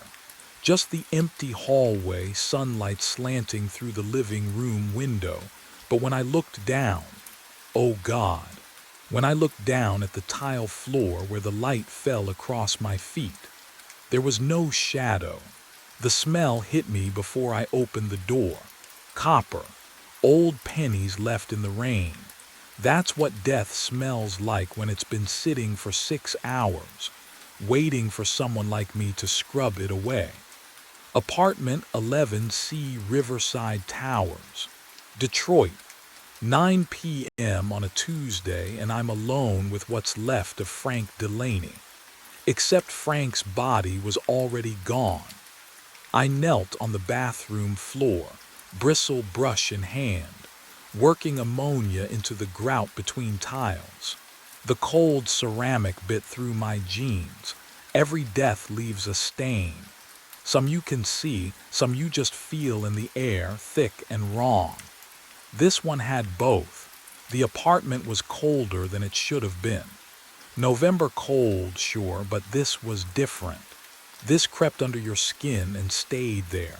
I scrubbed harder, focused on the rhythm. Bristles against tile, tile against my knees.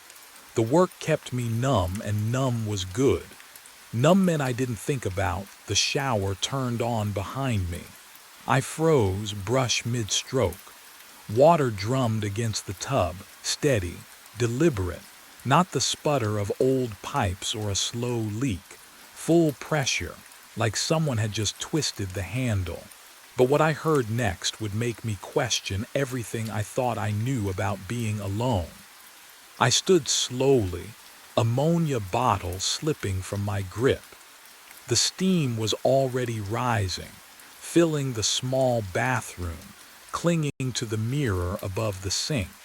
Thick, unnatural, too much steam too fast, and then, oh God, then I saw it. Words forming in the condensation, one letter at a time, finger drawn, I'm still here. My breath caught, I watched you arrive. The temperature dropped. My exhale came out in a white cloud. I can't leave until someone sees me. I spun toward the shower. No footprints on the tile. No shadow behind the curtain. The water. Can you feel this? The water was ice cold. I backed out of the bathroom. Fast. The steam clung to my jacket like wet fingers, and I needed air that didn't taste like someone else's terror. The living room offered no relief. The copper smell hit me stronger here, metallic and wrong, coating the back of my throat until I could almost taste blood. That's when I saw what had been done to my supplies.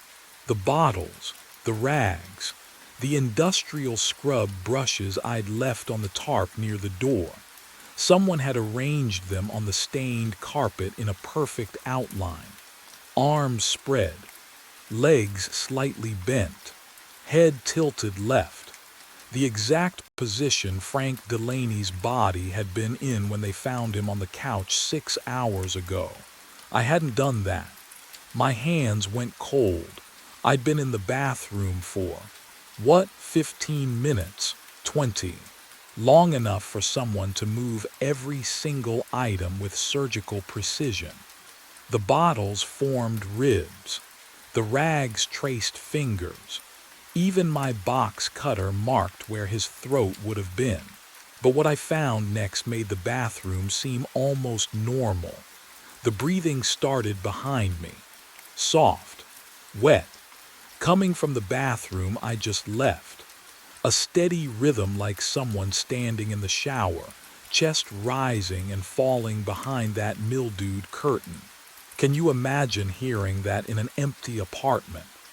Knowing you checked, knowing you saw nothing, I should have left. Every instinct I'd honed over 6 years of cleaning death scenes screamed at me to grab my keys and go. But my legs moved toward the sound instead, pulled by something I still can't name. The shower curtain hung still. No shadow behind it. No feet visible at the bottom. I grabbed the plastic edge. Pulled. Nothing except for the handprint. 5 fingers pressed into the condensation on the tile wall. Fresh. Still dripping. The ceramic beneath felt ice cold when I touched it, but the moisture. Oh God, the moisture was warm. My phone. I needed to call dispatch. Tell them I was done here, that someone else could finish this job. I yanked it from my pocket, thumbs shaking as I swiped the screen. No signal, not one bar. I'd had full signal when I arrived. The nightstand caught my eye then. A wooden frame sat beside the lamp, facing away from the bed. Strange placement. I picked it up, turned it over. Frank Delaney stared back at me from the photograph. Gray hair, kind face, tired smile, but the eyes were all wrong. Too dark. Pupils stretched wide like they'd been painted over, swallowing the irises until only black remained. And they were looking directly at the camera. No, not at the camera. At me. Following me as I tilted the frame left, then right. The copper smell flooded my nostrils again. Something moved in the reflection of the glass covering the photograph. Behind me. Close. And that's when I heard my name, whispered from the empty bedroom. I didn't wait to hear more. My boots hit the hallway and I grabbed the front door handle, yanked hard. The deadbolt refused to turn. I twisted again, shoulder against the wood, but the mechanism wouldn't budge. Locked from the inside. Or something else entirely. The windows. I spun toward the living room. Every pane had been painted shut. Layers of old ivory coating the frames like scar tissue. How had I not noticed when I arrived? My watch read 9:43. Shift ends at 5 a.m. 7 hours. 7 hours trapped in apartment 11C with whatever knew my name. The temperature dropped so fast I could see my breath. Not gradual, not creeping cold. One moment I'm sweating under my work jacket. The next I'm exhaling fog into air that smells wrong, metallic, like sucking on a penny. The copper smell from earlier had spread. It coated my tongue now. Then, the water started. Bathroom faucet first. A distant hiss. I turned and the kitchen sink joined in steady rush of water hitting stainless steel. Then the shower. The tub. Every pipe in the apartment wailing at once. A chorus of pressure and flow that made my skull ache. But I hadn't touched anything. What would you do? Stay in the hallway. Go shut them off one by one. I stood frozen because shutting off the water meant going back into those rooms. And something in me knew that's exactly what it wanted. The footsteps started while I hesitated. Bedroom. Slow, deliberate. The creak of floorboards under weight, heel, toe, pacing from the closet to the window and back. Heavy steps. A man's gait. Frank Delaney had been 140 pounds according to the work order. This sounded heavier. The faucets cut off simultaneously. Silence hit like a fist. Ringing silence. The kind that's worse than noise because you're waiting, every nerve screaming for what fills it next. My pulse hammered in my ears. The footsteps had stopped too. Everything stopped. I stared at the bedroom door. A shadow passed beneath it, left to right, slow, blocking the thin line of light from the window inside. Then it paused, directly center, like someone standing just on the other side of the door deciding. My breath caught. The air tasted like old blood now. The voice came from everywhere and nowhere. Cole, Barrett. Not Cole. Not just my first name whispered from some distant room. My full name. Spoken clearly, intimately, like whoever said it had known me for years. The syllables bounced off the walls, layered, echoing from the bathroom and kitchen and bedroom simultaneously. How does it know my full name? I'd never been to this building before tonight. Frank Delaney was a stranger. Dispatch doesn't give clients my last name. It's not on my uniform, it's not my flashlight died. The beam guttered once, twice, then pure black. I fumbled for my phone. The screen flashed on, battery icon glowing. 3%. I'd charged it fully before the shift. 6 hours of juice minimum. I watched the number drop as I stared. 2%. 1%. The screen went dark in my hand and I realized something far worse than being trapped. Whatever was in apartment 11C didn't just know my name. It had been waiting specifically for me. The bathroom light flickered on by itself. I didn't touch the switch. Hadn't moved from where I stood. Frozen. Phone dead in my hand. But the fluorescent buzz filled the apartment and pale yellow light spilled across the tiles. The mirror showed someone standing behind me. My breath caught. I spun around, nothing. Empty hallway. just the copper smell thickening in the cold air. When I turned back, there he was, an old man, 60s maybe older, gaunt face, eyes that pleaded, his mouth opened, closed, opened again, but the voice came from the living room. You can see me."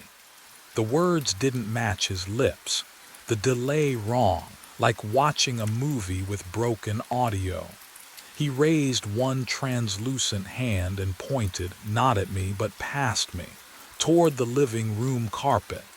I stepped backward into the hall, checked the living room directly. Empty. But in the dark TV screen, there he was again. Same man, same desperate expression, pointing at the floor where I'd scrubbed for an hour. "Under," the voice whispered from behind the couch. "You missed. Under." My hands trembled as I knelt, peeled back the corner of the stained carpet. The floorboards underneath were darker than they should be. Not water damage, not age, blood, dried, months old, maybe more. Something touched the back of my neck. Cold, so cold my skin burned. But when I jerked away, my fingers came back sticky and warm. What leaves ice that feels like fever? The mirror man's mouth moved again, frantic now, and this time the sound came from inside my own skull. "They said I died alone, but someone was here. Someone watched." The bloodstain spread wider than Frank Delaney's body outline, and that's when I understood what he needed me to see. I backed away from the mirror, from him. My neck still burned where he'd touched me, that sticky warmth spreading down my collar. The nightstand sat beside the sagging couch. A leather journal rested there, spine cracked, pages swollen from humidity. I picked it up. The leather was cold, unnaturally cold, like it had been stored in a freezer. When I opened it, the smell hit me. Old paper and dust, but underneath, copper. Same smell that saturated this whole apartment. The handwriting trembled across the first page. January entries about groceries and television shows. February complaints about building maintenance. March, nothing. Then April resumed. Gaps everywhere. Like he'd forgotten weeks at a time, I flipped to the end. November 3rd, the day before they found him. Daughter called, asked for money again, didn't ask how I was. Next line, "If I die alone, will I know it?" My chest tightened. Can you imagine writing that? Knowing in your bones that nobody would check on you. That days might pass before anyone noticed. The apartment felt warmer. I looked up. Frank's reflection in the dark television screen had softened. His mouth wasn't moving anymore, just watching, waiting. But what I read next made everything else fade away. November 4th, the day he died. She didn't call back. Nobody ever does. My sister's face surfaced in my mind. Uninvited, unwanted. Her last voicemail I'd never returned because I was working a double shift, cleaning up someone else's tragedy. 3 days later, they found her in the bathtub, wrists open, alone. I'd spent 6 years scrubbing away other people's deaths, thinking it would erase hers. The journal pages stuck together. I peeled them apart. The ink on the final entry was still wet, glossy, dark. Impossible. He'd been dead 7 days. And that's when I realized Frank hadn't stopped writing after he died.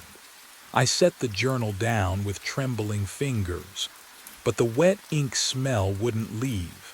It clung to my nostrils like something living, something waiting. The bathroom faucet turned on, not the violent rush from before.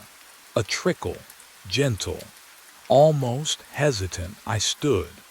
The floorboards creaked under my boots, but underneath that sound came another. Breathing, multiple sources, layered like recordings played simultaneously, each one slightly out of sync. The air grew dense, heavy with moisture that shouldn't exist in November. Through the bathroom doorway I saw her, a woman, translucent, standing in the tub with water pooling around her ankles, though the drain was open. Her hair hung wet against her face, but it moved upward, drifting like she was still submerged. Her mouth opened, closed, opened again, but no sound came out, just the soft gurgle of water finding a throat. Can you imagine drowning in your own bathtub, alone, while a building full of people watched television and microwaved dinners? She wasn't looking at me. She was looking past me, at the bedroom doorway, at Frank. He stood there now, fully visible, not in a reflection anymore, but present, translucent like her, like milk poured into water. His face carried an expression I recognized from my sister's funeral photos, the look of someone who died apologizing. But what I saw next made my breath catch in my chest. A child appeared near the window, small, maybe 7 years old. His hands pressed against the glass from the inside, fingers splayed wide, but when I blinked, the handprints were on the outside. He stared down at the street 11 floors below, and his neck bent at an angle that made my stomach lurch. They weren't alone. More shapes bled through the walls. A man slumped in the corner, needle still hanging from his arm. An elderly woman clutching her chest. A teenager with a rope burn around his throat. Different eras, different deaths, all clustered in this small apartment like moths drawn to the only light left in the universe. And every single one of them was looking at Frank. He stood in the center of them all, hands at his sides, eyes wet with tears that couldn't fall. His mouth moved, and this time I heard him, not from the walls or pipes, but from his actual throat, a sound like wind through a cracked window. "I saw them," he whispered, "all of them." The woman in the tub took a step forward. Water sloshed but made no sound when it hit the tile. The child turned from the window. They moved closer to Frank, surrounding him, reaching toward him with hands that passed through each other but never quite touched. "I was here," Frank continued, and his voice cracked. "Every time. Apartment 11C, I heard her fall in the tub through my ceiling in 87. I saw him lean too far out that window in 93. I called 911 for the overdose. I found her when the smell got too bad. The temperature dropped so fast I could see my breath. I witnessed them die," Frank said, turning those hollow eyes on me. "And now they can't leave, because I can't forget." The child reached for Frank's hand, held it, and for just a moment both of them looked more solid, more real. That's when the truth began to surface, something about being seen, about being remembered, about what happens to the dead when the only person who knows they existed is just as trapped as they are. And that's when I realized what Frank needed from me. The spirits faded, and Frank remained. 3 a.m. The temperature plummeted so fast my breath clouded. He stood by the couch, not reflected, not glimpsed fully there, translucent like lake ice. I could see the stained wallpaper through his chest, but his eyes, solid, fixed on mine. "You understand now," he said. His voice came from behind me. I spun. Nothing. But his lips had moved in front of me. Wrong, all wrong. Death froze me as an observer. He gestured at the apartment. I watched them die. Alone, so I stay. Alone. The copper smell thickened. My throat tightened. The curse doesn't break unless someone witnesses it. He stepped closer. Cold radiated off him like winter fog. My death, you have to see it, experience it. Experience, replay the moment. His chest didn't rise or fall, but I heard breathing shallow, panicked. Not mine. Stand where I stood. Feel what I felt when the aneurysm hit. My pulse hammered. Can you imagine that? Choosing to die someone else's death. I can't just watch. No, Frank's jaw clenched. Witnessing means living it. The pain, the pressure. Your skull splitting open from the inside. I backed against the wall. The plaster felt warm. Everything else was ice. If I do that, you'll survive, he said quickly, too quickly. You're alive, it's just memory. Sensation. But what he didn't say hung heavier than the copper stench. He moved to the couch, touched the cushion where the body outline had been. His fingers left no impression. Please, he whispered. I can't carry them anymore. The other spirits reappeared at the edges of the room, watching, waiting, and that's when I realized, if Frank's curse trapped him as witness, what would witnessing his death trap me as? I backed away from the couch, from Frank, from his desperate, translucent hands reaching toward me. No, I whispered. There has to be another way. The other spirits pressed closer, their forms flickering like bad reception. They wanted this, needed Frank free so they could follow. But the thought of standing where he died, feeling his skull split from the inside. My boot caught on something near the television stand. A plastic case.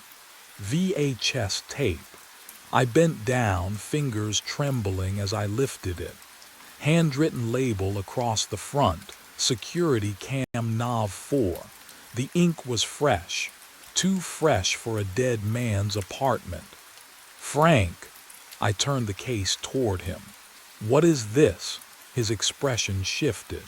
Something like fear rippled across his translucent face. The television, that ancient box he died watching, sat cold and dark. But beneath it, I spotted the VCR. Dust covered the eject button, except for one clean fingerprint. Recent. I slid the tape in. The machine clicked. Word. Static hissed from the speakers, and that sound, that mechanical grinding, filled the room like a swarm of insects burrowing into my ears. But what I was about to see would rewrite everything I thought I understood. The screen flickered to life. Black and white footage. Time stamp. November 4th, 8:47 p.m. The camera angle showed this exact living room from above, mounted in the corner. Frank sat on the couch, alive, watching some game show. His mouth moved occasionally, laughing at something on screen. I leaned closer. The copper smell intensified, crawling up my nostrils with metallic fingers. 8:51 p.m. Frank's hand went to his temple, rubbed it, casual at first, then harder. His face contorted. He stood, stumbled, caught himself on the armrest. This is it, I muttered. This is when, then I saw it. Movement in the corner of the frame, a shadow, where no shadow should be. My breath stopped. I hit rewind, watched again. There behind the doorway to the kitchen. A figure, tall, still, watching Frank collapse. Frank clutched his head with both hands, dropped to his knees. The figure didn't move, didn't help, just watched. 8:54 p.m. Frank fell forward onto the carpet, convulsing. The figure stepped into frame. Dark clothes, gloves, face angled away from the camera, deliberate. The figure crouched beside Frank's body, placed something, a cup, maybe, back on the coffee table, then stood, adjusted the photograph on the nightstand, the one with the wrong eyes. Oh God, I breathed. Frank wasn't alone when he died. He was murdered. I spun toward his ghost. He stood frozen, staring at the screen with an expression of pure, dawning horror, as if he was remembering, as if the truth had been locked away even from him until this moment. The copper smell, I said. It wasn't just death, it was poison, induced aneurysm. Someone, the tape continued playing. The figure moved toward the camera, reached up. The screen went black, but not before I caught a glimpse of the hand. The building superintendent's ring on the third finger. Frank's voice cracked behind me. He came back. What? He came back. Frank's form brightened, solidified with rage. I found the books, the missing money. I told him I was calling someone, and the apartment groaned. Walls shuddering. The other spirits scattered like smoke. And then I heard it. Real, solid, from outside the front door, footsteps in the hallway, a key sliding into the lock. Human proofreader, word count. 653, please verify. Rehook count, cliffhanger ending. Yes/no, sensory details count. The door swung open.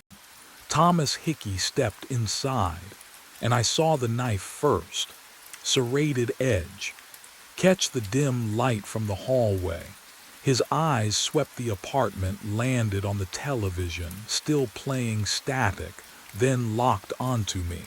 You shouldn't have come here.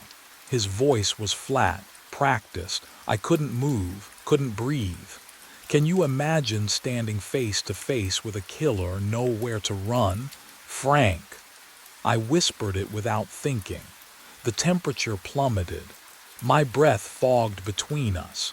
Hickey frowned, took another step forward. But Frank's reflection bloomed in the darkened television screen behind him. Mouth moving, fury radiating off him in waves. The copper smell surged. No, not copper. Bitter almonds, poison. He knew what you did, I said, my voice shook. The embezzling. Frank found your records. Hickey's jaw tightened. Smart man, too smart. He raised the knife. And now you've seen the tape. The VHS cartridge flew off the shelf, slammed into the wall beside Hickey's head. He spun, blade slashing at nothing. Frank was everywhere now, cabinet doors banging open, pictures rattling, the journal pages flipping wildly. The air itself pushed against Hickey, forcing him backward. What the television remote lifted, hovered, then launched straight at his temple.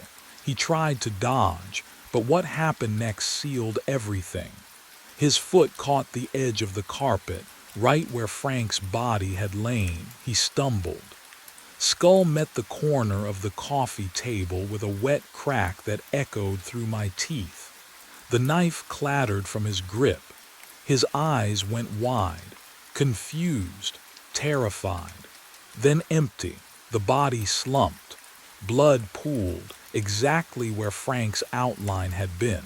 The apartment went silent, but only for a heartbeat, because Hickey's reflection appeared in the television screen, translucent, mouth opening in a scream no sound could carry.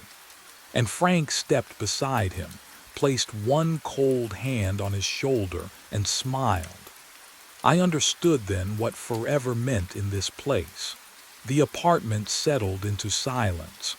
5 a.m. arrived with a soft click. The deadbolt turned itself. I grabbed the tape from the VCR, evidence clutched in trembling fingers, and pulled the door open. Relief flooded through me until I stepped into the hallway. The carpet was wrong.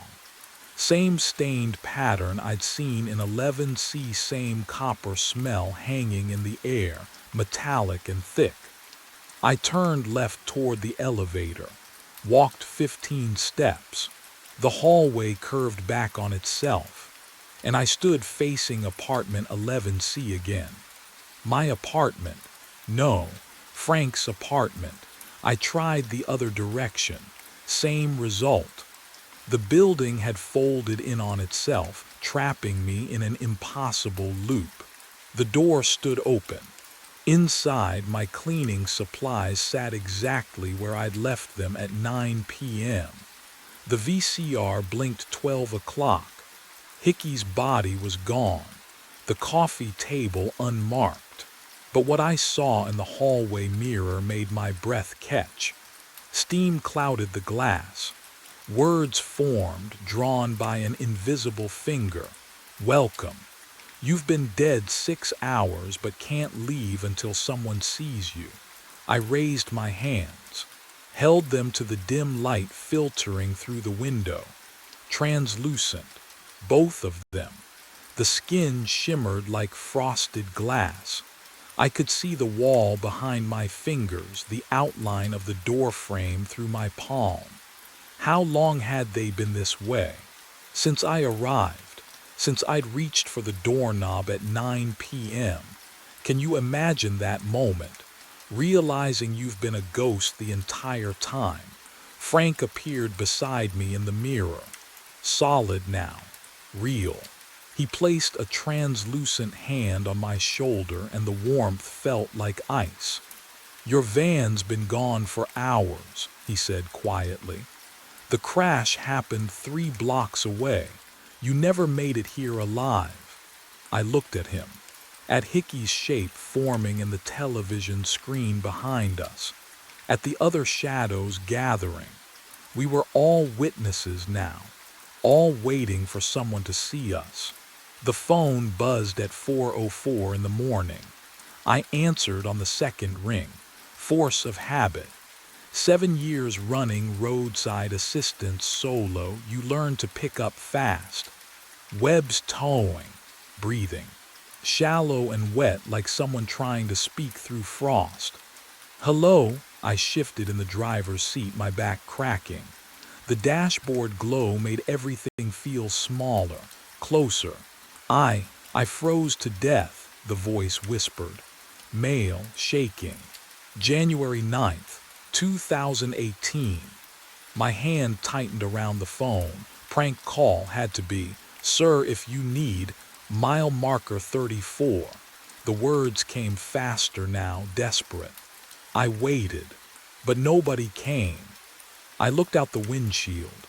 Pine trees pressed in on both sides of Route 17, black shapes against a blacker sky. The mile marker reflected in my headlights. 34. I'd parked here to sleep. Coincidence. Just coincidence. Listen, I said, trying to keep my voice steady.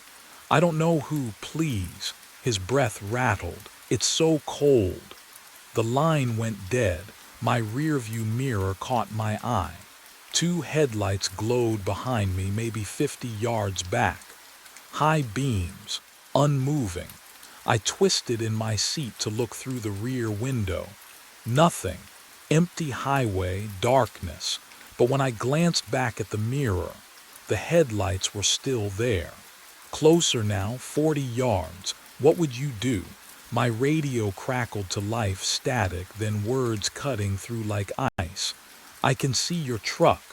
The temperature dropped. I could see my breath. Then, oh God.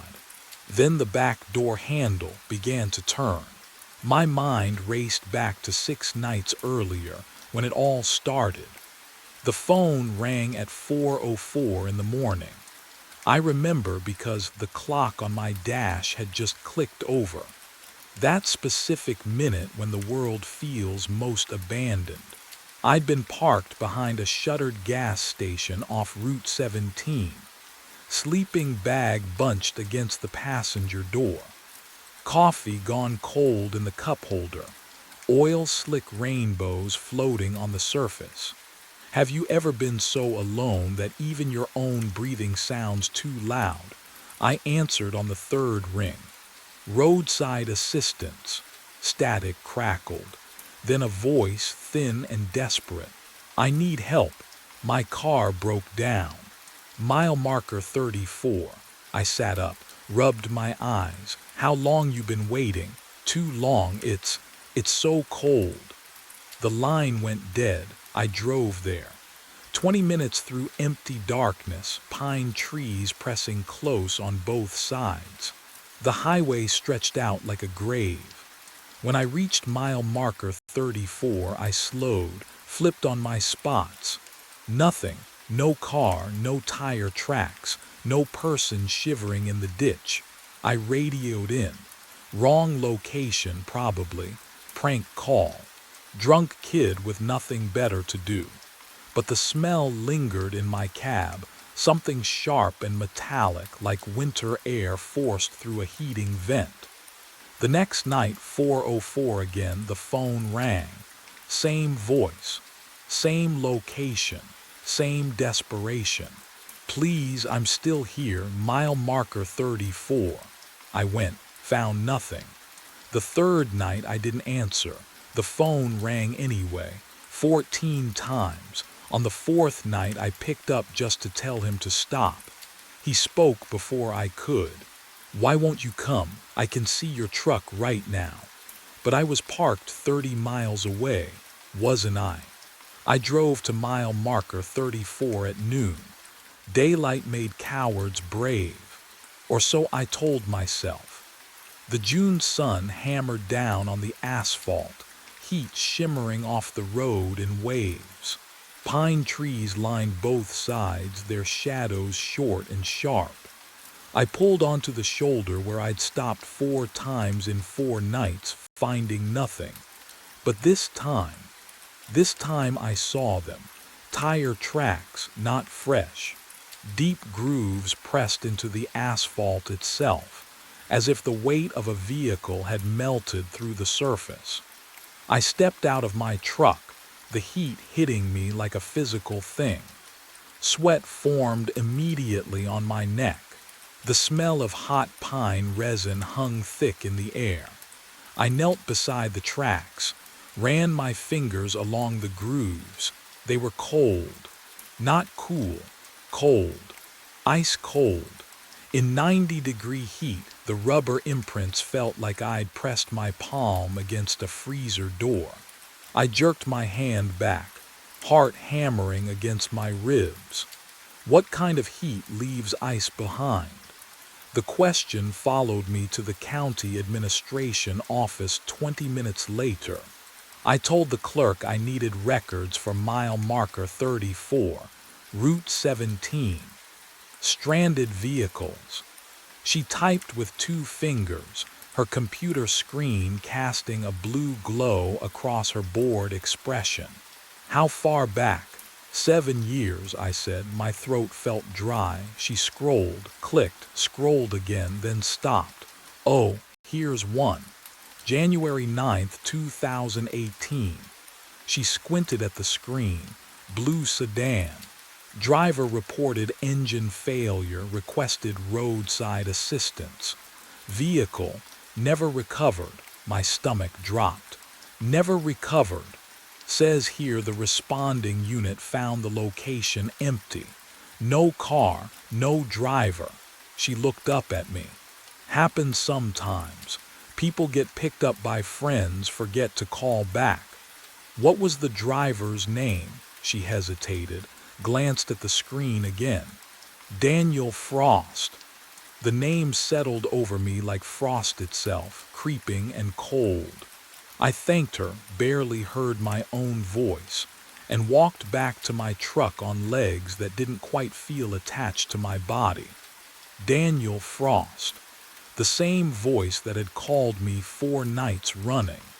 The same voice that said he could see my truck. The same voice that claimed he froze to death. I drove back to mile marker 34 as the afternoon sun began its slow descent.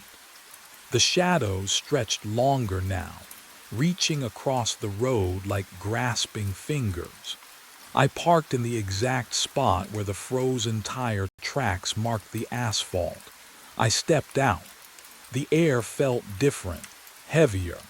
The pine trees stood motionless despite the breeze I could hear rushing through the canopy above. No birds, no insects, just silence pressing against my eardrums.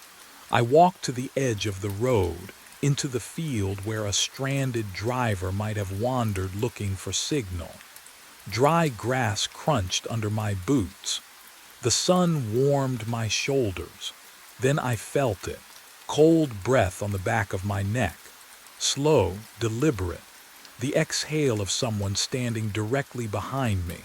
I spun around, nothing, just empty field, just shadows and sun. But the cold remained, and something in the stillness told me I wasn't alone anymore. That night the phone rang at 4:04. I knew before I answered. My hand shook as I brought it to my ear. The screen showed no number, just those glowing digits. Please. Daniel Frost's voice cracked through the speaker. Please, you have to bring it to her. Wind howled through the line. A screaming, tearing sound that made my teeth ache.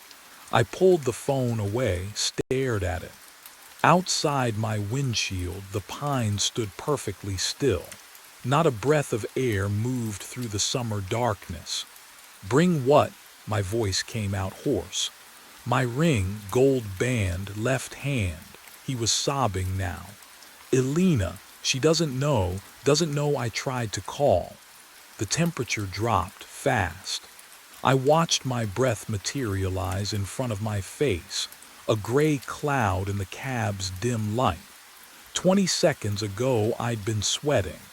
Now frost crept across the edges of my windshield, delicate fingers reaching inward. Where? I started.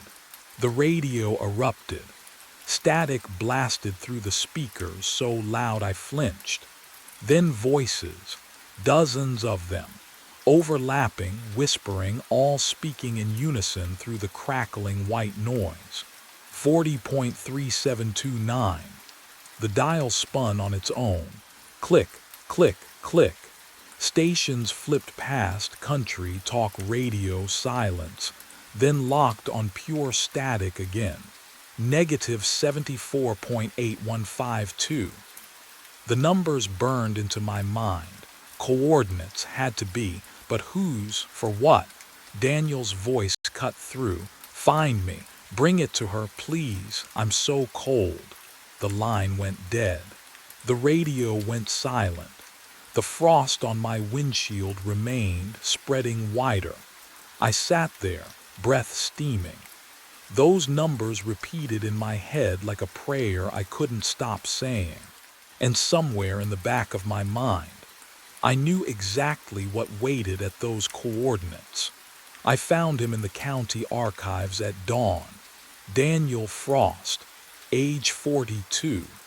The name glowed on the library's ancient computer screen, backlight burning into my tired eyes. My fingers trembled on the mouse. Click. The obituary loaded slowly. One paragraph at a time. Beloved husband to Elena. Devoted father to Lily, age 7. Died January 9th, 2018, after his vehicle broke down on Route 17. Body recovered 3 days later. Hypothermia. 3 days. He'd been out there for 3 days while. What? While I drove past his location. While I slept through shifts, numb and checked out after the divorce. The coffee in my gut turned to acid. I could smell the library's musty carpet, decades of dust and forgotten stories pressing against my lungs. Survived by his loving family. Services held at Pinewood Cemetery. I memorized the address. closed the browser. The screen went dark, reflecting my face back at me. Hollow eyes, unshaven jaw, a man I barely recognized. Can you live with knowing someone died waiting for you to care? By noon, I stood at his grave. The cemetery stretched empty under brutal July heat. Grasshoppers clicked in the brown weeds. Sweat soaked through my shirt. But Daniel Frost's headstone, oh God, it wore a coat of fresh frost. Thick white crystals that shouldn't exist, not in this weather, not in this world. I crouched beside it, touched the stone. My fingertips went numb instantly, the cold bit down to bone. I'm sorry, I whispered. I'm so sorry. The air went still. No grasshoppers, no breeze then. Tap, tap, tap from inside my truck. Behind me, against the windshield from the inside. I turned slowly, heart hammering against my ribs. Through the glass I saw nothing, just the steering wheel, the empty cab, but the tapping continued, deliberate, patient, impossibly wrong. And the frost on the headstone began spreading toward my feet. I fled the cemetery with frost still clinging to my boots. That night they appeared, headlights in my rearview mirror, two pale orbs floating a quarter-mile back, steady as a heartbeat. I was on Route 17 heading north, no other traffic for miles. I pressed the accelerator. The engine roared, 60, 70, 80. The headlights kept pace.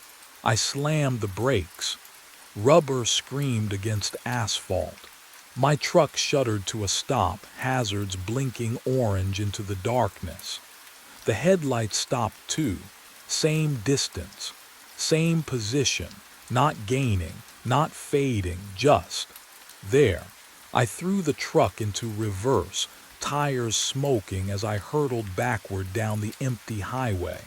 The headlights reversed with me, maintaining that impossible fixed distance like we were tethered by invisible wire.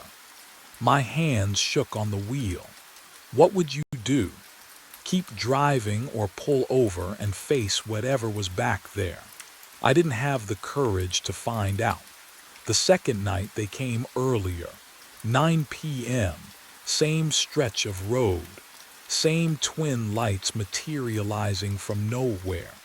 The third night my mirrors began to fog, not from outside, from within the glass itself, as though something cold pressed against the other side.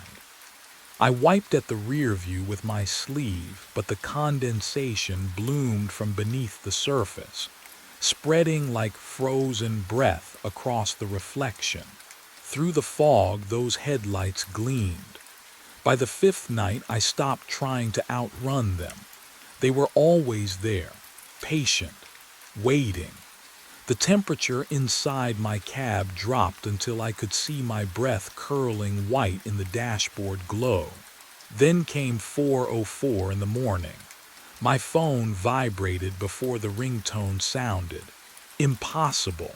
The screen lit up, and then the call connected. Daniel's voice cracked through the speaker, small and exhausted and utterly human. I just want to go home. The line went dead. Behind me, the headlights flared bright enough to burn. I stopped running on the sixth night. At 4:03 in the morning, I pulled off Route 17 and let the truck idle at mile marker 34. Engine ticking, headlights off. The temperature gauge read 78 degrees outside, but my breath clouded the air inside the cab.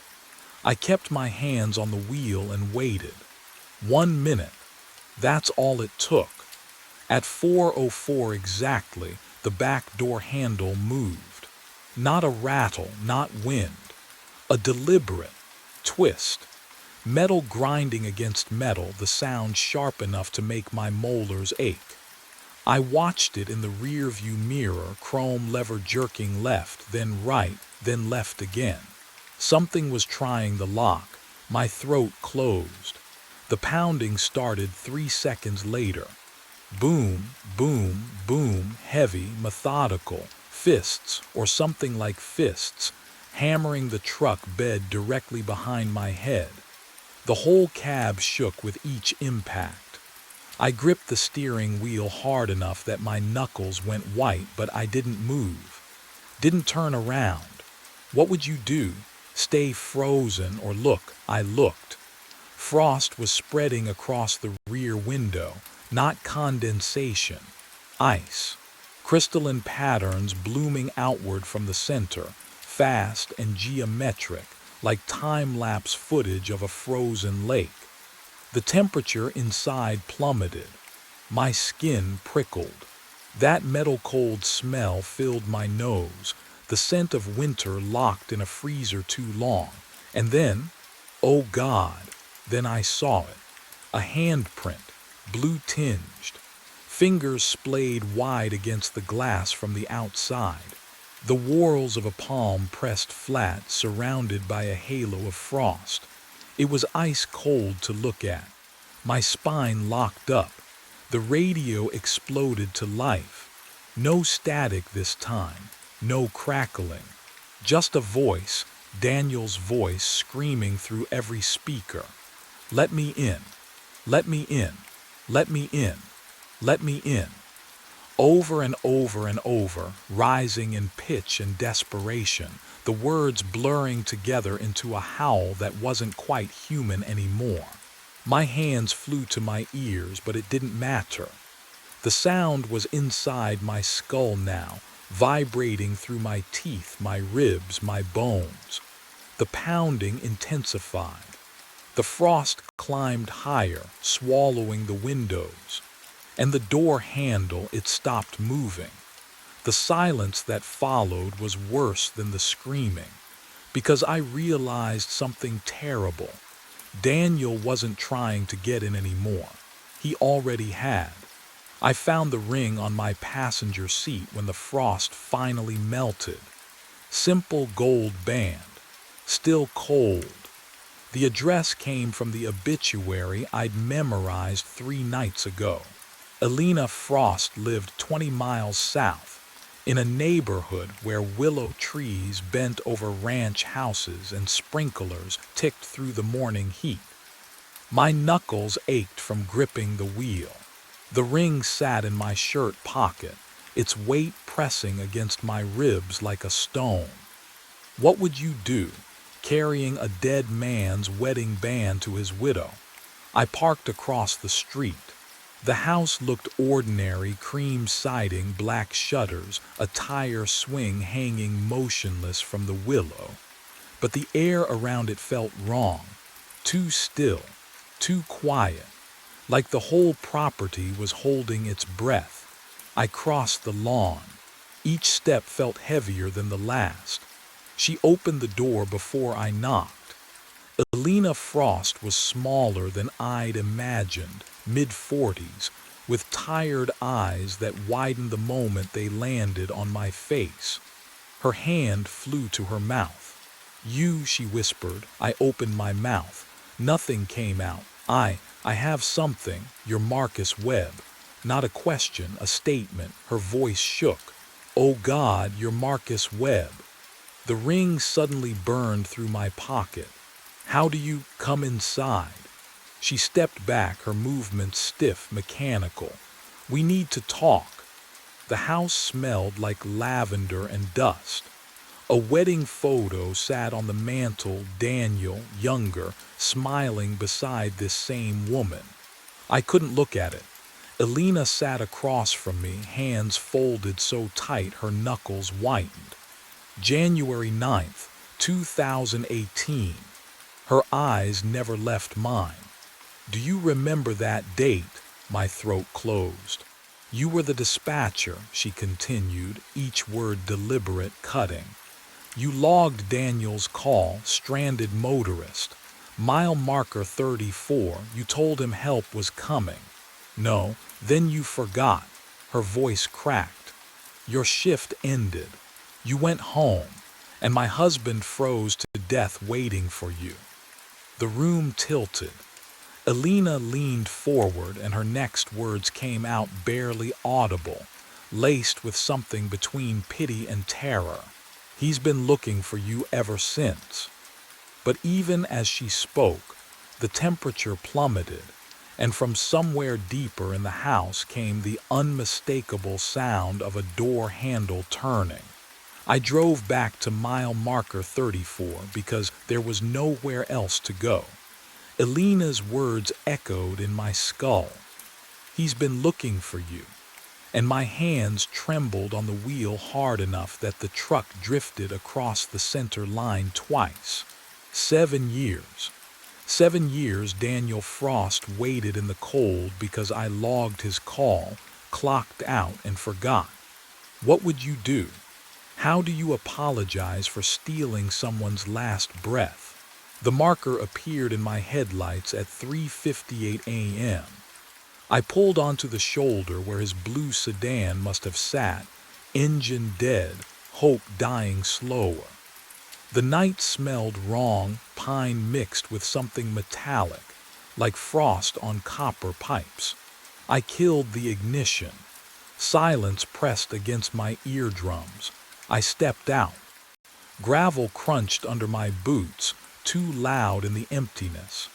The air bit at my exposed skin despite the June warmth, and when I exhaled, my breath fogged. "Daniel," my voice cracked, I'm so sorry." The words felt pathetic, insufficient. "I forgot you. I went home and my throat closed. You died alone because of me." The temperature dropped fast. My skin prickled with goosebumps, and frost began creeping across my truck's windows, spreading in delicate fractals that shouldn't exist in summer heat. I glanced at my rearview mirror. Headlights. Faint, flickering. There one moment, gone the next, like a signal fighting through static.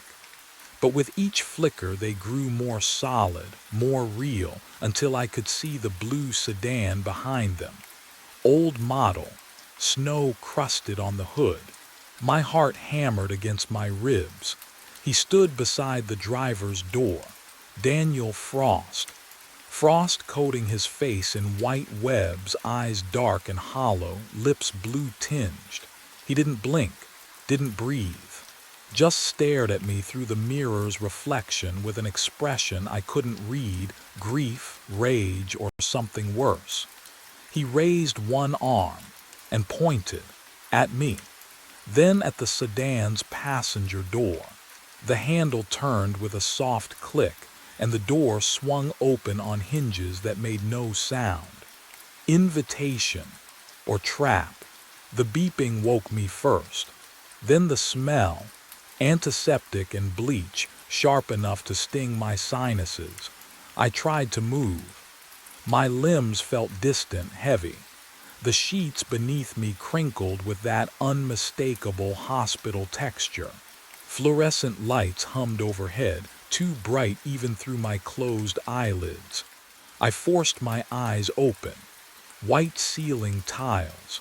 An IV line snaking into my left arm. A monitor beside the bed traced my heartbeat in green peaks and valleys. "Mr. Webb." A woman's voice, clinical but not unkind. "Can you hear me?" I turned my head. A nurse stood at the foot of the bed, clipboard in hand. Behind her, through the doorway, I glimpsed a state trooper leaning against the hallway wall. Where am I? My throat felt raw, voice cracking on each syllable. "County General. You've been here 3 days. She moved closer, checking the IV bag. "Before that, well, that's what the officers need to talk to you about." The trooper entered. Older guy, gray at the temples, expression unreadable. He pulled up a chair, metal legs scraping linoleum. "Marcus Webb, 40 years old, registered tow truck operator." He flipped open a notepad. We found your truck at mile marker 34 on Route 17. Engine running. Doors locked from the inside.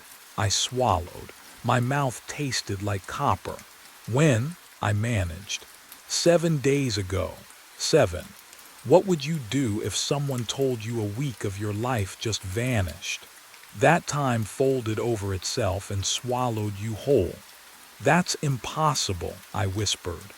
The interior was frozen solid, he continued, ignoring my protest. In late June, ice coating every surface. Your body temperature was 79 degrees when paramedics pulled you out. Doctor said another hour and he let the sentence hang. The cold. Oh God, the cold. I felt it now bone deep, like it had burrowed into my marrow and nested there. No amount of heated blankets could touch it. Do you remember anything? The trooper asked. I remembered the open door, Daniel's frost-covered face, the invitation, or was it a demand? I remembered reaching for the handle. I went to apologize. My voice sounded hollow even to me. At mile marker 34, there was someone I needed to tell I was sorry. The trooper exchanged a glance with the nurse. She excused herself quietly. Mr. Webb, there was nobody else at the scene, just you, locked inside your truck. He leaned forward. But we did find something unusual. He produced an evidence bag. Inside it, my phone. 47 outgoing calls logged in your phone history, all to roadside assistance dispatch, all placed at 4:04 in the morning. He paused, watching my face. All timestamped January 9th, 2018. The room tilted. I gripped the bed rail. That's not possible.